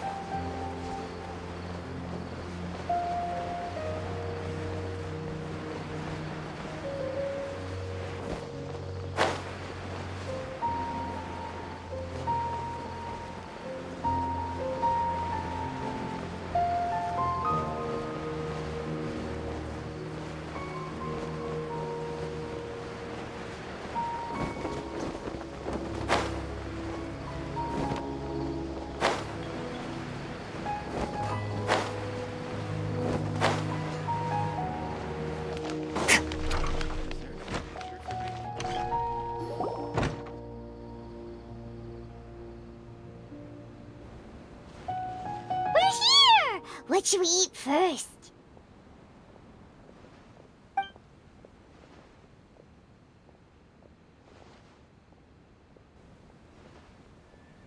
Hey, are you gonna answer or what?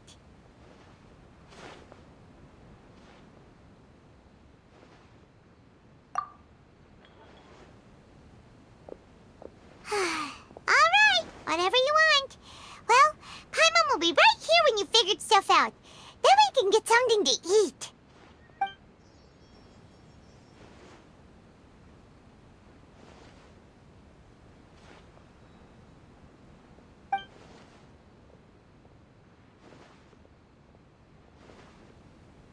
What is it?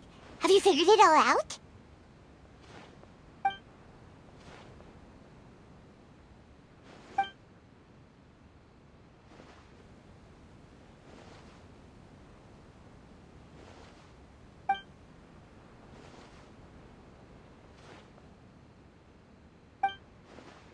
Why'd you jump up all of a sudden?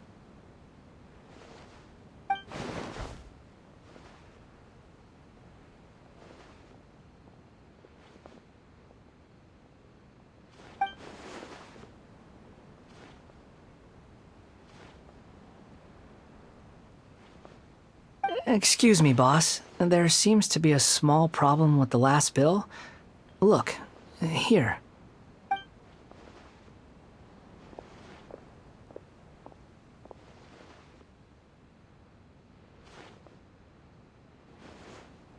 Hey! Hey, wait! You mean me? No, not you. That kid! Didn't you see? Little rascal grabbed my last 2 fresh Sunsettias and ran off. Look, if you're gonna help out here, you can't keep spacing out, okay? What is it? Work's too boring for you? Or has the big city got too many distractions? I wasn't paying close enough attention. Sorry, boss. I think you're right. Maybe it's the city. It's so exciting. It can be hard to focus. Who's that guy? You know him or something? He's who?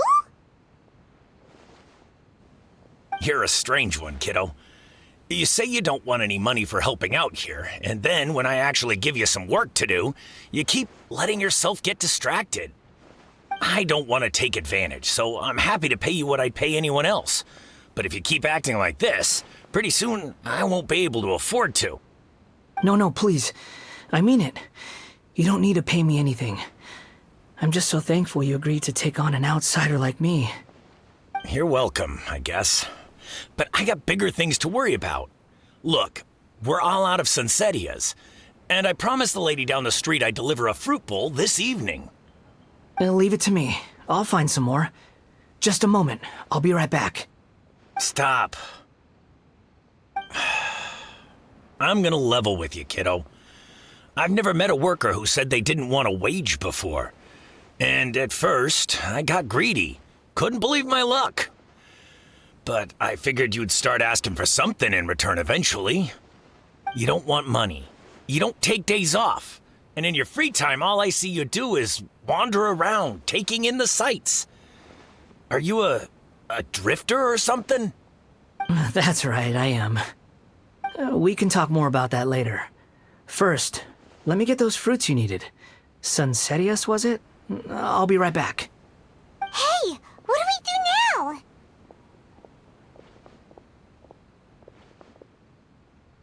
Okay, stay out of sight. Don't let him see you.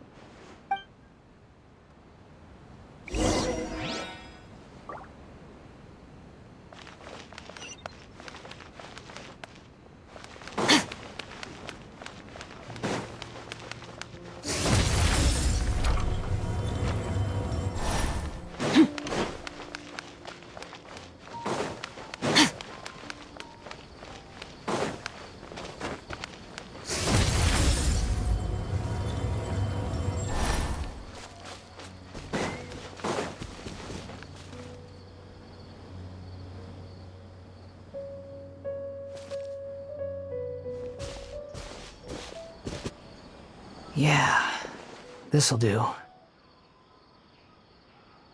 though you say he's the balladeer, what are we planning on doing? Stealing his Sunsetius? Isn't that a bit too cruel?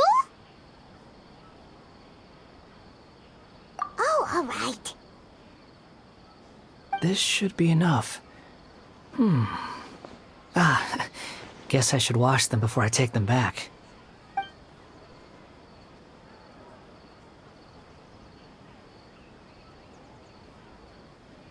Huh?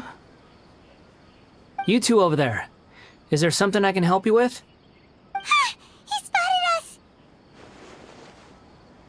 You've been following me all the way from the city. I'd have to be blind not to notice. Have we met before? No, we haven't met. But you know me? I have no recollection. Are you absolutely sure? Sorry, but I just can't take your word for it.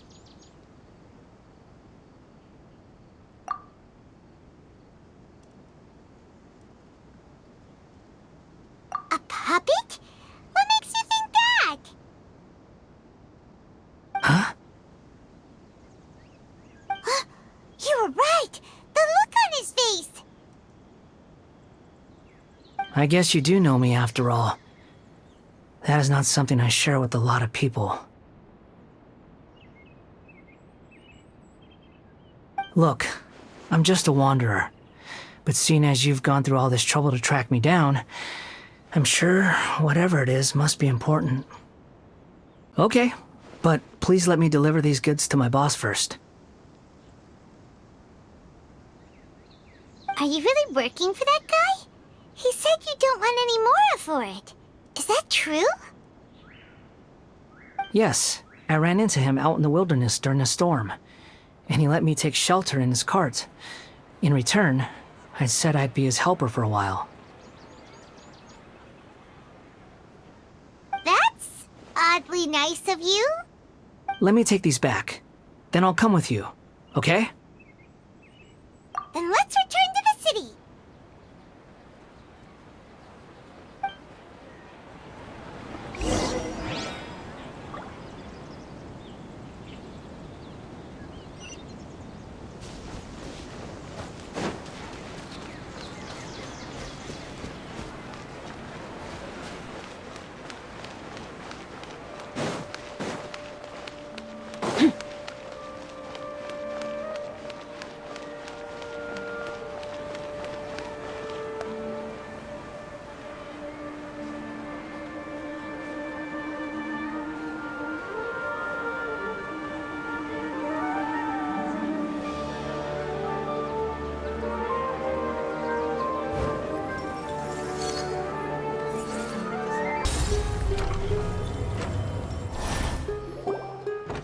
Here you go, boss. I'll leave them right here. Oh, you really went and picked some more. Who are these two? Something's come up, and they need to borrow me. Sorry, boss. I'm afraid I'll be away from the stall for a while. I was just about to pay you anyway. Go wherever you want, kid. Don't waste your time here. What? I get it, okay? You just wanted to help me out, to thank me for giving you shelter from the rain that day. Even then, I don't understand why you're so adamant that you don't want any pay for it. But look, it was pouring down, and there you were, sauntering along without a care in the world, like you had nowhere to be and didn't even care that it was raining. Imagine you were me for a second. It's a little weird, right? Why's this guy traveling during a rainstorm if he's not trying to get somewhere? And why's he taking a shortcut through the open country if he's not even in a hurry? But anyway, taking you in didn't put me out even slightly. You don't owe me a thing for it. Certainly not all this. Your time is valuable. You know, you should go live your life. But I don't...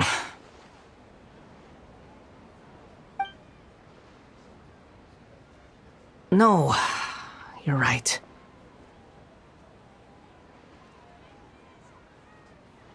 Then I suppose this is where we say goodbye. Thank you again for taking me into the city. Don't mention it, kiddo. I've run into all kinds of characters over the years. I just hope you find your path. Thank you.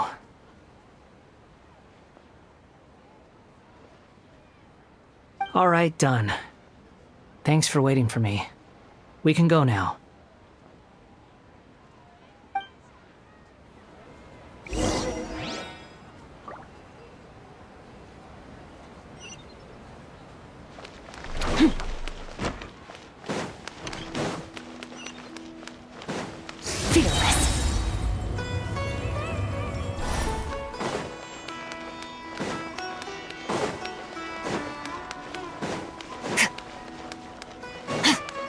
Merciless.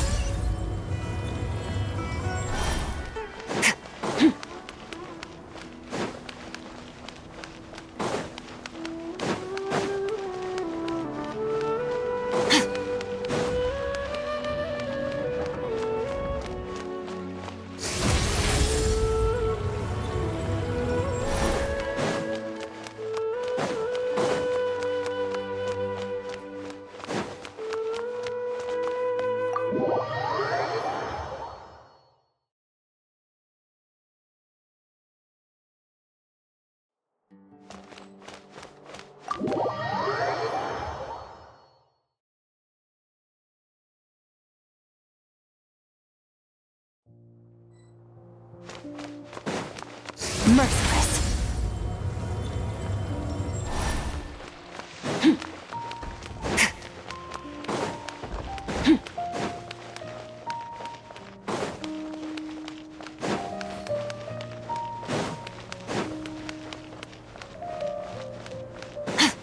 Fearless.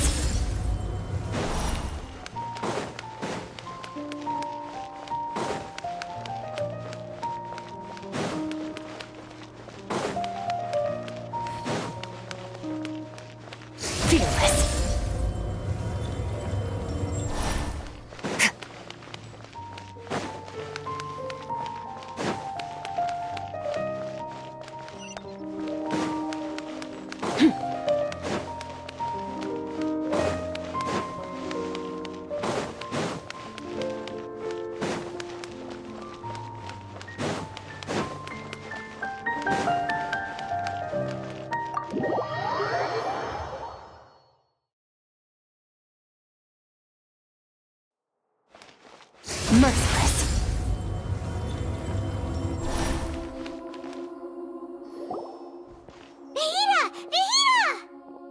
What's wrong? Huh? Are you? Hello. I do apologize for the sudden intrusion. We found this guy in the street, but yeah, quite an eventful walk.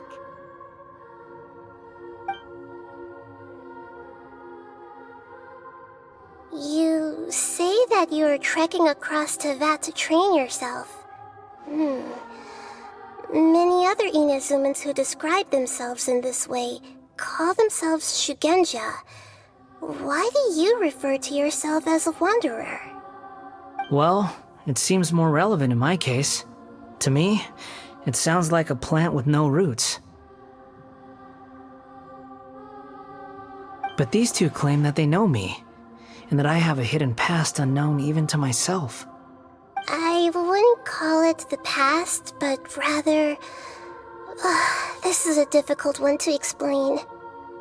I don't like to rely on using terms like this often, but in your case, it seems that it ought to be called previous incarnation. Oh, like a past life or something? Yes, something far more distant than the past. So far away that you cannot perceive it. Okay, I have to ask.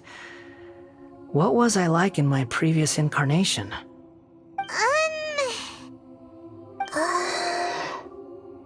Oh, okay. I see. You want to tell me, but you can't bring yourselves to say it. Looks like I didn't have the most wonderful existence in my previous incarnation. If it's that difficult to talk about, I have no doubt it will be just as difficult to hear. But I'll be able to handle it. Please, tell me the truth. Is truth something you care a lot about? Yes. Then I'll be straight with you. In your previous incarnation, you did many things that would be considered evil. You nearly died because of what other people did, and many died because of you. As a non-human being, you hated gods and humans alike. You drifted from place to place, never able to settle, even where you found status and identity. You adamantly believed that you were missing a heart. Actions rooted in persistence sometimes bear bitter fruit. Sometimes, you have to let parts of yourself go, or you'll never be happy.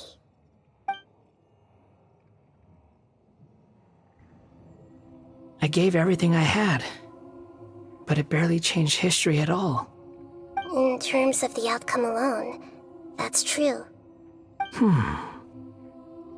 I don't think I can judge everything I've heard purely in terms of right and wrong. Each choice a person makes belongs to a specific place and time, a chain of cause and effect, a cycle of karma and consequence. That is the nature of truth. If one thing is right, its opposite must be wrong. And yet, dichotomies like this are not enough to explain the world in all of its complexity. It seems like my previous incarnation wasn't the most likable individual.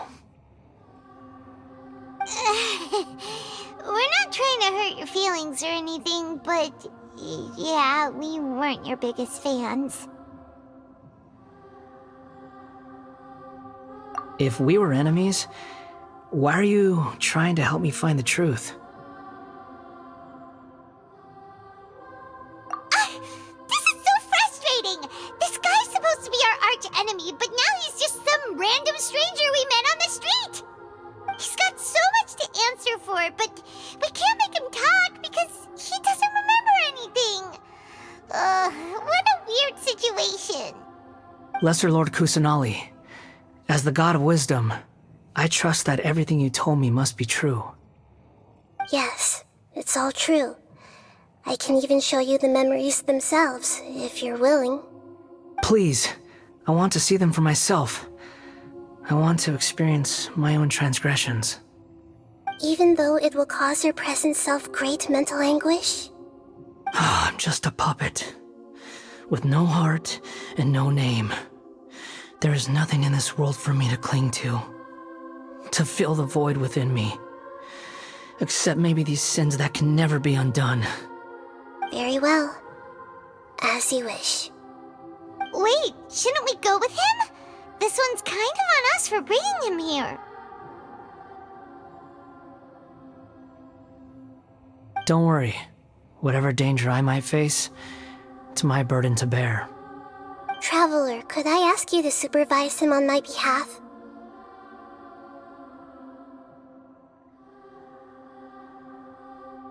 Oh, good point. Given your, unique situation, we'd better keep an eye on you. Understood. Thank you. Now, prepare yourselves, everyone.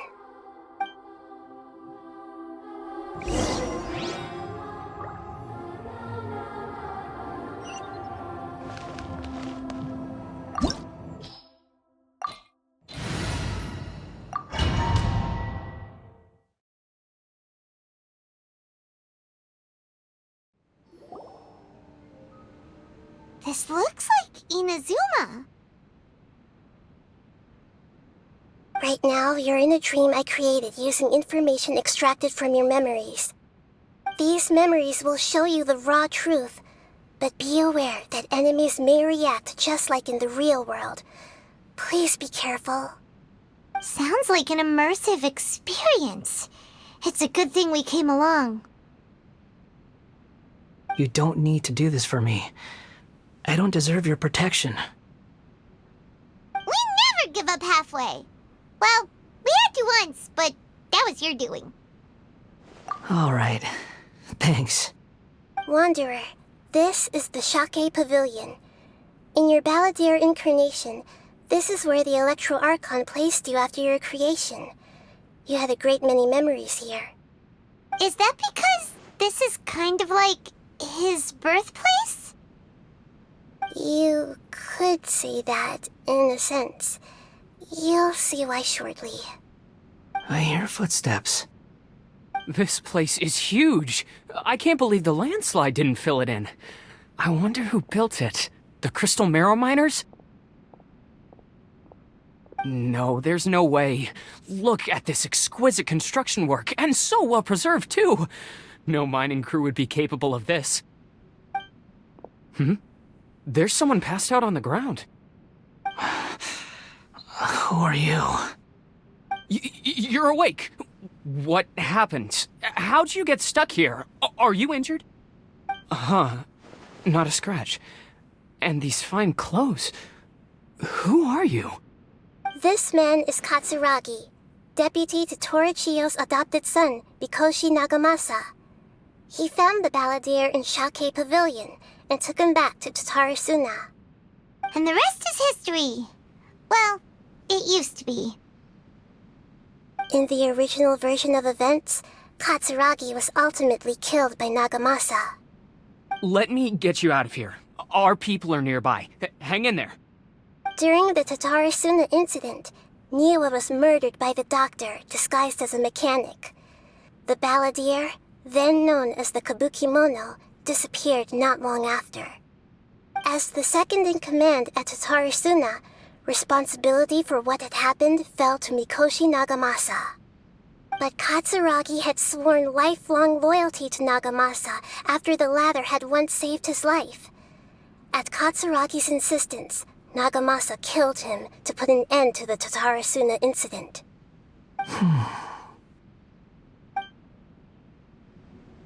Katsuragi seems like he was a good guy. He looks like a warrior, but he has a kind face. Why couldn't he live a long and happy life?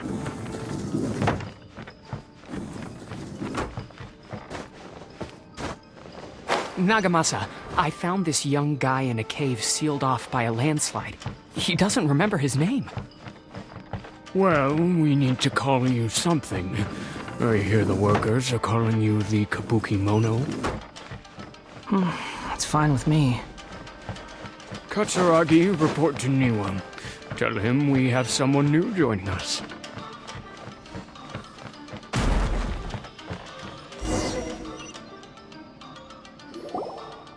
Huh? What are we doing back here?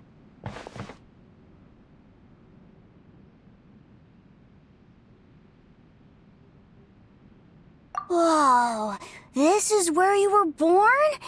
It's pretty, but there's nobody here. I was abandoned, like you. I lived here for a while at first, but there's nothing for us here. We can't stay. Okay. I heard my mom and dad used to make swords, but the factory manager died, and then my dad got sick.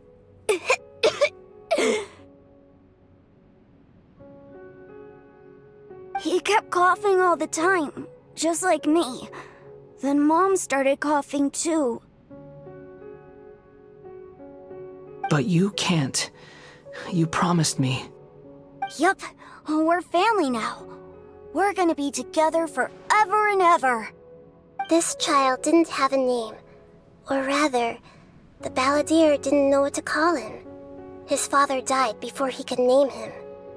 After his mother died, the child stayed in their straw hut alone. Some of the neighbors helped to raise him.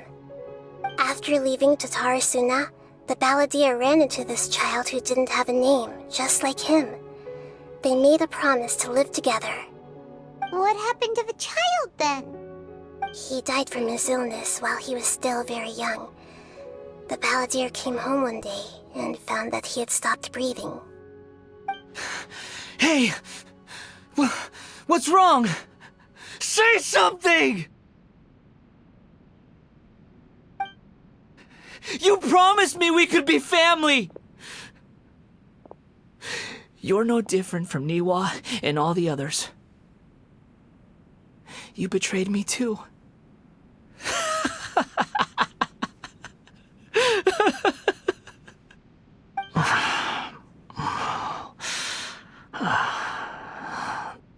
The voices have gone. It looks like the memory ends here.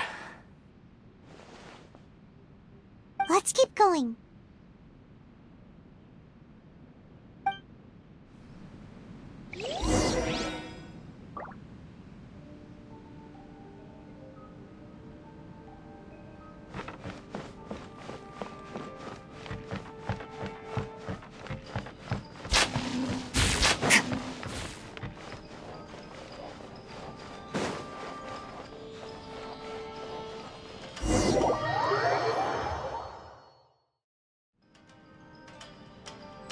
You do realize you're blocking my path. I come not to obstruct you.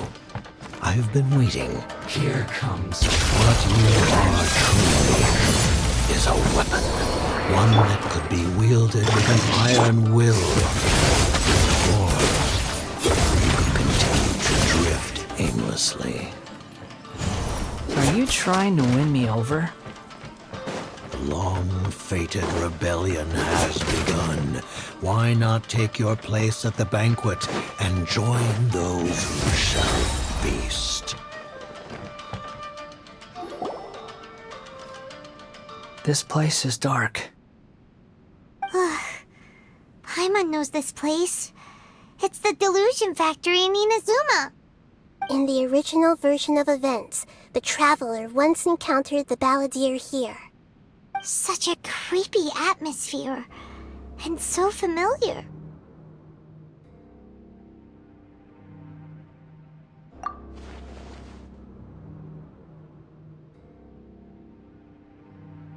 Hey, look over there! Well, well, my fair lady. Is this rundown factory and these incompetent fools all for me? Wow. You shouldn't have. Huh. What do you have to gain from belittling your subordinates? You might not want to admit it, but you are a part of this plan.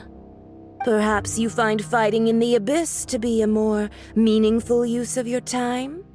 Oh, but of course, even this pales in comparison to being experimented on by the Doctor. What a sharp tongue you have. Funny how negotiating never seems to be your strong suit. For the task ahead, I suggest you keep your true feelings to yourself. Save your breath. I know what I have to do. I'm sure you think so, but I still think you need to hear it. Don't start thinking you're invincible. and don't let your emotions get in the way. Surely you're not worried about me. I just can't have you getting in my way. You and Child never fail to find ways to complicate things. I'm merely lighting a little fire in this chaotic nation. But you, being tossed out like trash, must make you want to destroy it completely. Do you remember the last time you were here? That was a lot of swordsmiths you killed. I'm sure the descendants of the Raiden Gokaden are still suffering the consequences now. Look at you. Oh, don't get so sentimental. Now, give that poor little tongue of yours a rest and stop pretending like you're above everyone else. Bye then. See you at the victory feast. Poor little tongue?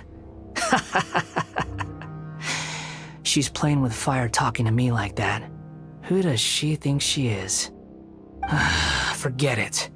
Someone might find me here any minute now. I should prepare to give them a warm welcome.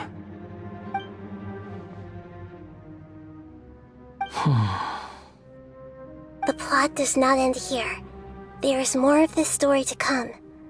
Wanderer, are you able to continue? Yes. Please don't worry about me. Why are you staring at me in silence? Can't you think of a nicer way to express yourself? I'm under no obligation to be nice to you. Besides, I thought nothing mattered to you except results and your own interests. Isn't that right, witch? Muddle-headed puppet. You're only number 6 because you can take more abuse than other humans. Do you really count that as an asset? You're about as much fun to be around as a raging inferno.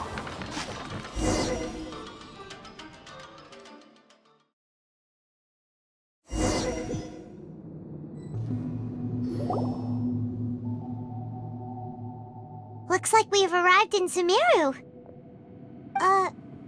Is that? Considering that Amorta's sage, Nafis, refused to join this project, I'll take part in the experiment in his place. Welcome. I look forward to a fruitful collaboration.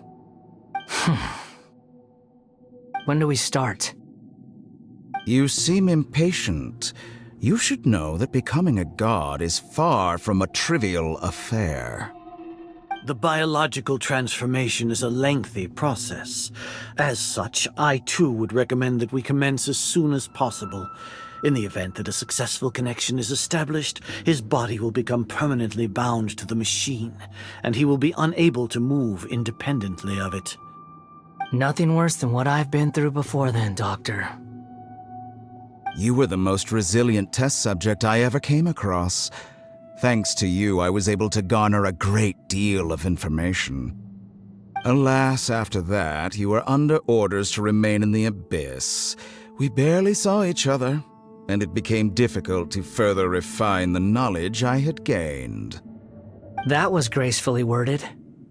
Ever wonder what they think if they knew that nothing matters to you, apart from your crazy experiments? I suggest you speak to me in a more respectful tone, Scaramouche. The mere fact of your utility does not make you indestructible. The doctor again? That was uncomfortable to watch. That person gives off a very sinister energy. It's normal for him to give you the creeps. He scares the bejeebers out of Paimon. Let's move on.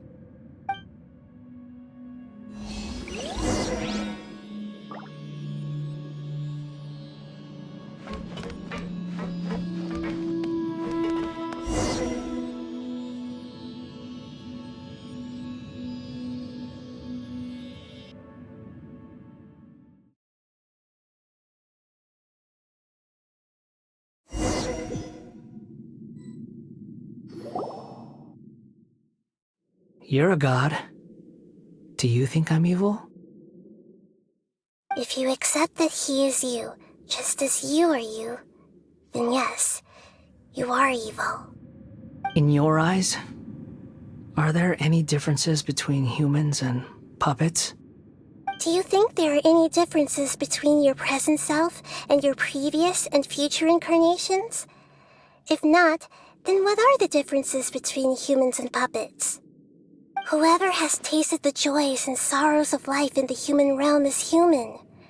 Whoever has loved and lost, cried with grief, howled with rage at the tragedy of death that eclipses the miracle of life, they are human too. I've seen enough of my past. If possible, I'd like to reclaim the sins that are mine to bear. No matter the consequences, I won't run from blame or punishment. Whatever I am due, let it come to pass.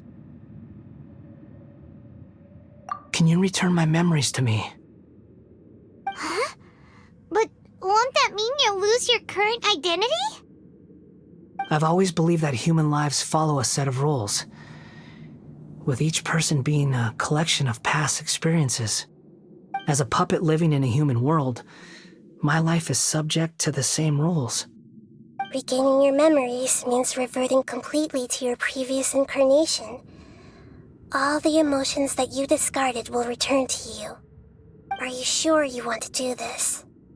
I've lived with the void in my chest my whole life. My creator didn't need me. And ever since I awoke, I've just drifted from one place to the next. But then I met you. And I finally realized that reclaiming my missing sins might be my one opportunity to become my true self.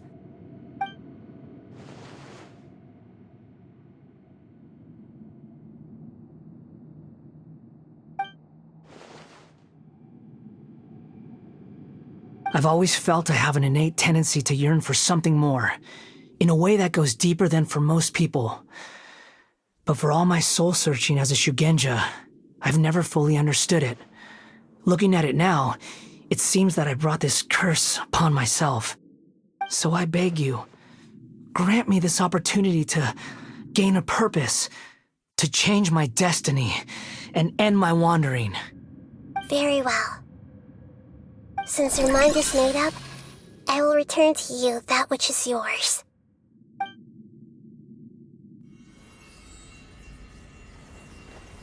You have made your decision. Now, take this.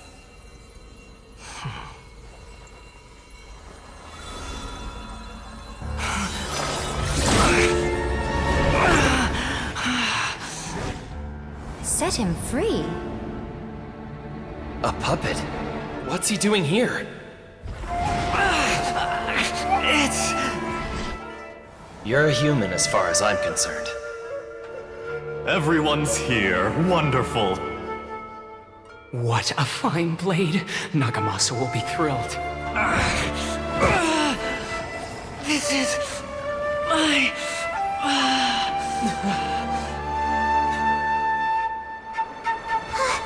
Is he alright? No way!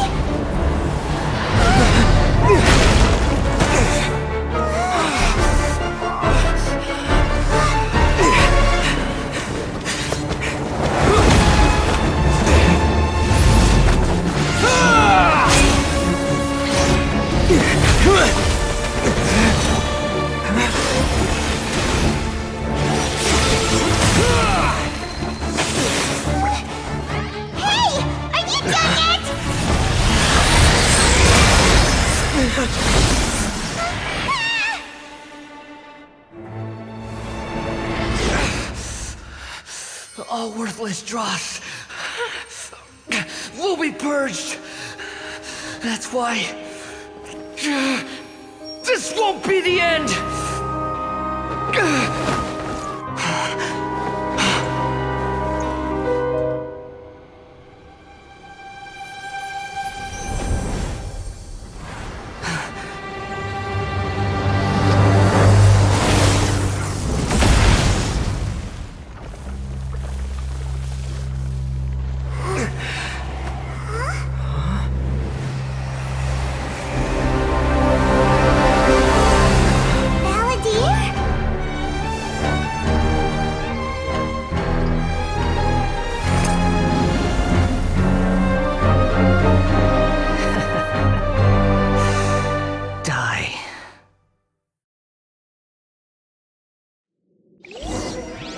This is trying my patience. Have you got all your memories back now? Have you got any more stupid questions?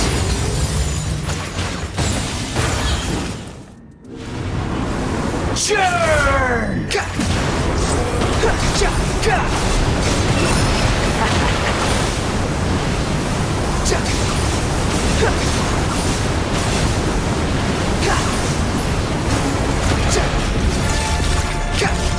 At my command, you shall fall!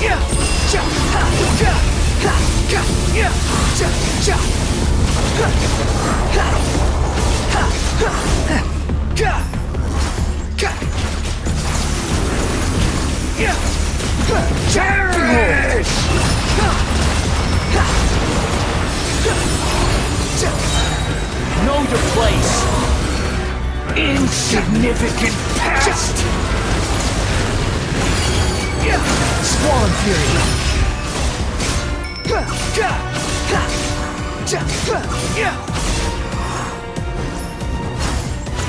My endless cycle begins!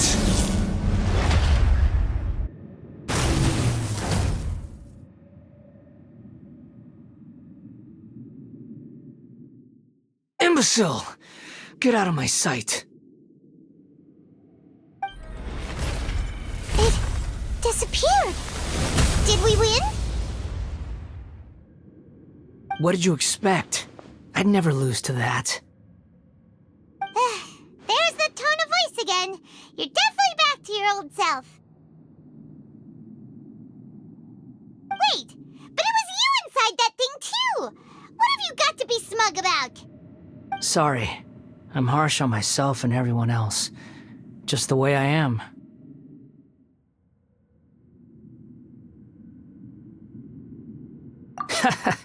You sound like you're concerned about me. But don't worry.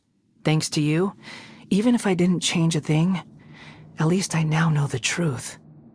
The memory recovery seems to have been a success. This dream has served its purpose.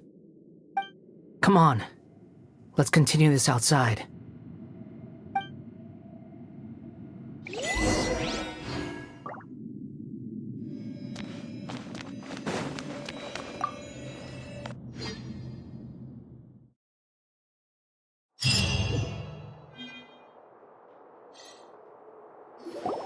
Welcome back, Traveler, Paimon, Balladeer. It feels like we just went on a really long journey. Paimon's exhausted. You don't like being addressed by that name? It's fine. But I was just thinking, I should probably change it. After learning about everything the doctor did, there's no way I can carry on using a name connected to him. I'm not planning on returning to the Fatui, and they wouldn't take me back anyway. Recent events will have affected a lot of people, and they might not even remember who the Sixth is. So, you're quitting the Fatui for good?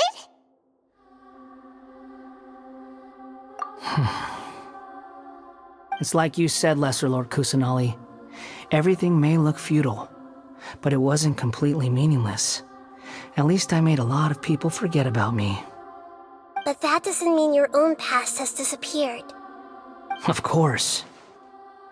And your main goal, for which you gave up everything you had, you weren't able to achieve it. I hope you can see and understand that.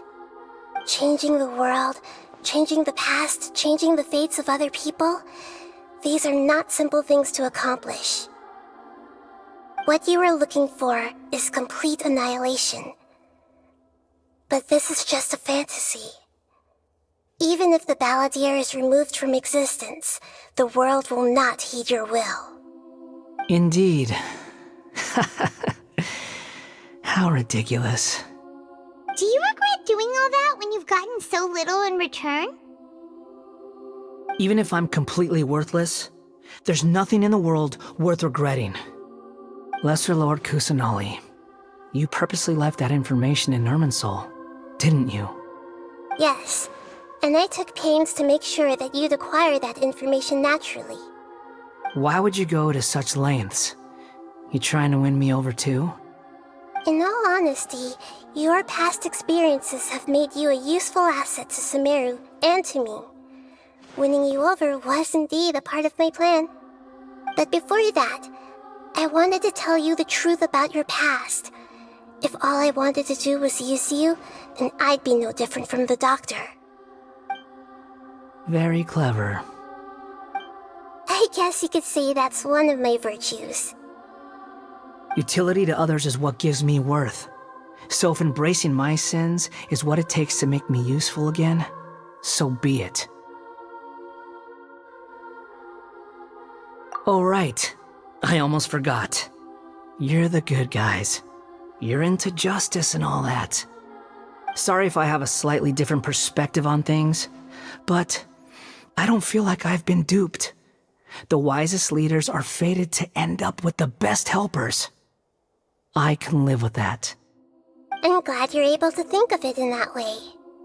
Traveler, in the future, I'll continue to search Irminsul more deeply and see what secrets can be uncovered, including the beginning of your twins' journey recorded in Irminsul. What exactly happened before and after that point? I want to know as well. I will try. Traveler. After I dove into the information torrents in Irminsul, why did you go to Inazuma? So that's how you found out whose fate had changed. And how? Well, whatever your reasons, you did me a favor, and I'll do everything I can to pay it back. Borrowing and returning are the only real relationships between individuals. I'll balance the books one day. Don't you worry. That's not true. A relationship between two people is not simply a ledger that can be reset to zero. I think deep down you realize this. People who show up in your life don't just evaporate like water drops and leave nothing behind. There is no such thing as balancing the books. Some things in this world can never be brought back, and they can never be changed, which is why there is emotion in the human world. Everything that you feel is real and lasting, and whatever is missing in you will not be made whole. To be human is to live with imperfections. You can choose whether or not you want to be human. But humans can't live without a heart, can they? Anyway, I gave up trying to become a human a long time ago. You understand what pain is perfectly well, even without a heart. You're just bearing your feelings. The past is set in stone, but you can keep moving on. And the longer your future lasts, the shorter your past will become, until one day, it is but a tiny fraction of your life. Sounds like you've got a future planned out for me. Everything's ended up being pretty darn complicated. Paimon doesn't even know where to start, but the most important thing now is that you need to follow Nahida. Otherwise, all our efforts will have been for nothing.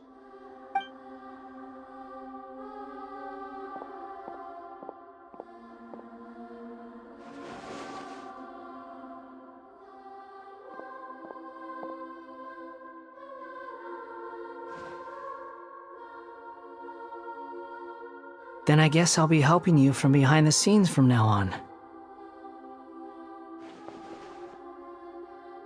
I'm glad that you've accepted our proposal. Why don't you choose a new name to celebrate?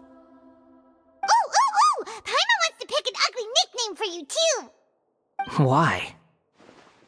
Because Paimon still doesn't like you that much. Then I hope we don't see much of each other in the future. A name is life's first gift. You didn't say it out loud, but I know that's what you're thinking. The Traveler and Paimon have helped you a lot. If you can't decide on a new name, maybe you can ask them for ideas.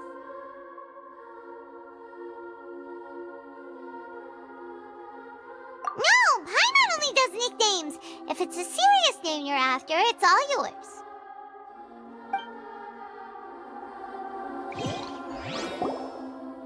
Have you got anything?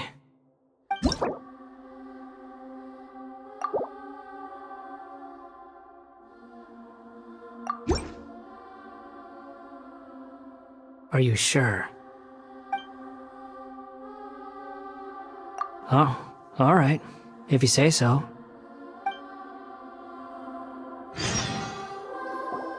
There. Now you have a name of your own. What about a nickname? Are you done yet? Still thinking. Stop rushing me! Take your time. I don't need to see you again until you've thought of one. Everyone who manipulated me and made me suffer will have to pay the price. You mean the Fatui? The doctor, at least. Now that your stance has changed, I believe your future path will change accordingly. But it won't be immediate. You still need some time to compose yourself. One more thing. There are still some descendants of the Raiden Gokuden living in Inazuma. Some of them know. Well, they ought to know about the connection between Raiden Gokuden and myself. I don't plan to leave Sumeru for the time being. If you see them in Inazuma, please tell them that I was the one responsible for the Raiden Gokuden's downfall. Even though the events have been erased from the world, they still deserve to know the truth. I see. That is up to you. Huh? But if we do that, then... It's fine. Let them stab their blades into my chest if they so desire. Maybe that's how it always should have been. What's that look for? Don't make that face. I know what I'm doing. That day will come. Alright, we're done here. Goodbye, wise deity. And you too.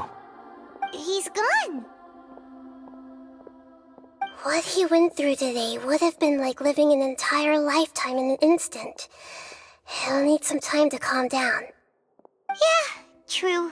But even so, after everything that's happened, he doesn't seem quite as fierce anymore. So we can finally go eat? Paimon is starving. Thank you both. I hope you will find somewhere nice to go and relax for a while.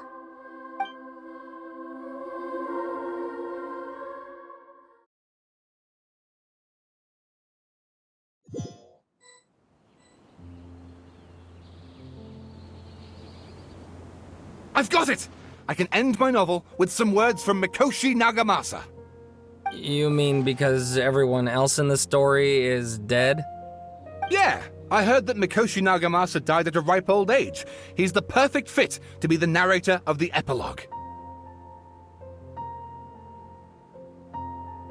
The dark clouds had dissipated, but they continued to cast their shadow in Mikoshi Nagamasa's mind for decades to come. Then, one night, as an old man, he had a dream. On the night when that prized blade, the Daitatara Nagamasa, was forged, the people rejoiced, and there was painting, dancing, and drinking. All these expressions of joy melted down in the furnace fire and turned into red clouds that rallied around the final sunrise that Mikoshi Nagamasa saw in his lifetime. Life is a story too long to be told, a journey that you must walk to behold.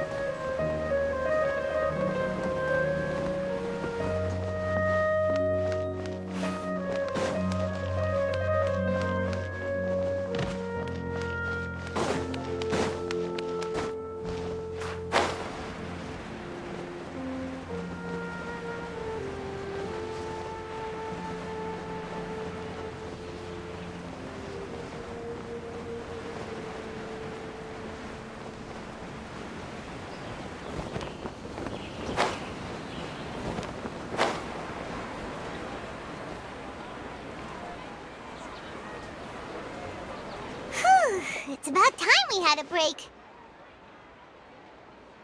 As soon as you stop, all the tiredness and hunger comes rushing back.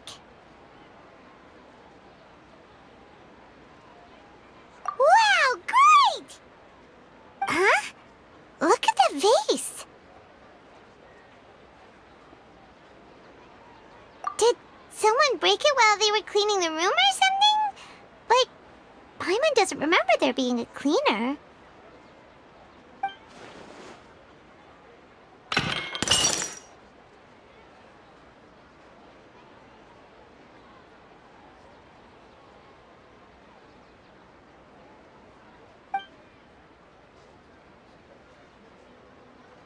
You sound lost and confused. I know why you are troubled. Any who knew of this would find their mind overwhelmed. Huh? Is there someone here talking to us? Unfortunately, the fate of Teyvat cannot easily be changed. Perhaps a god may have a slim chance, but for anyone else, who can say? When a small animal runs into a tree trunk, though the tree may sway, it is not displaced. The same is true of fate. Like a vase that falls to the ground. Whether it is broken by a cat or by a bird, the result is still a broken vase, is it not?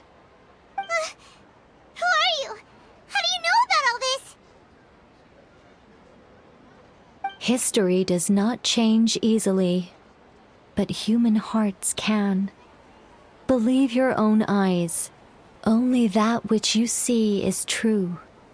What is unseen is but an illusion. The voice has disappeared. And who the heck was that? And what were they doing coming out of nowhere and saying all that scary stuff?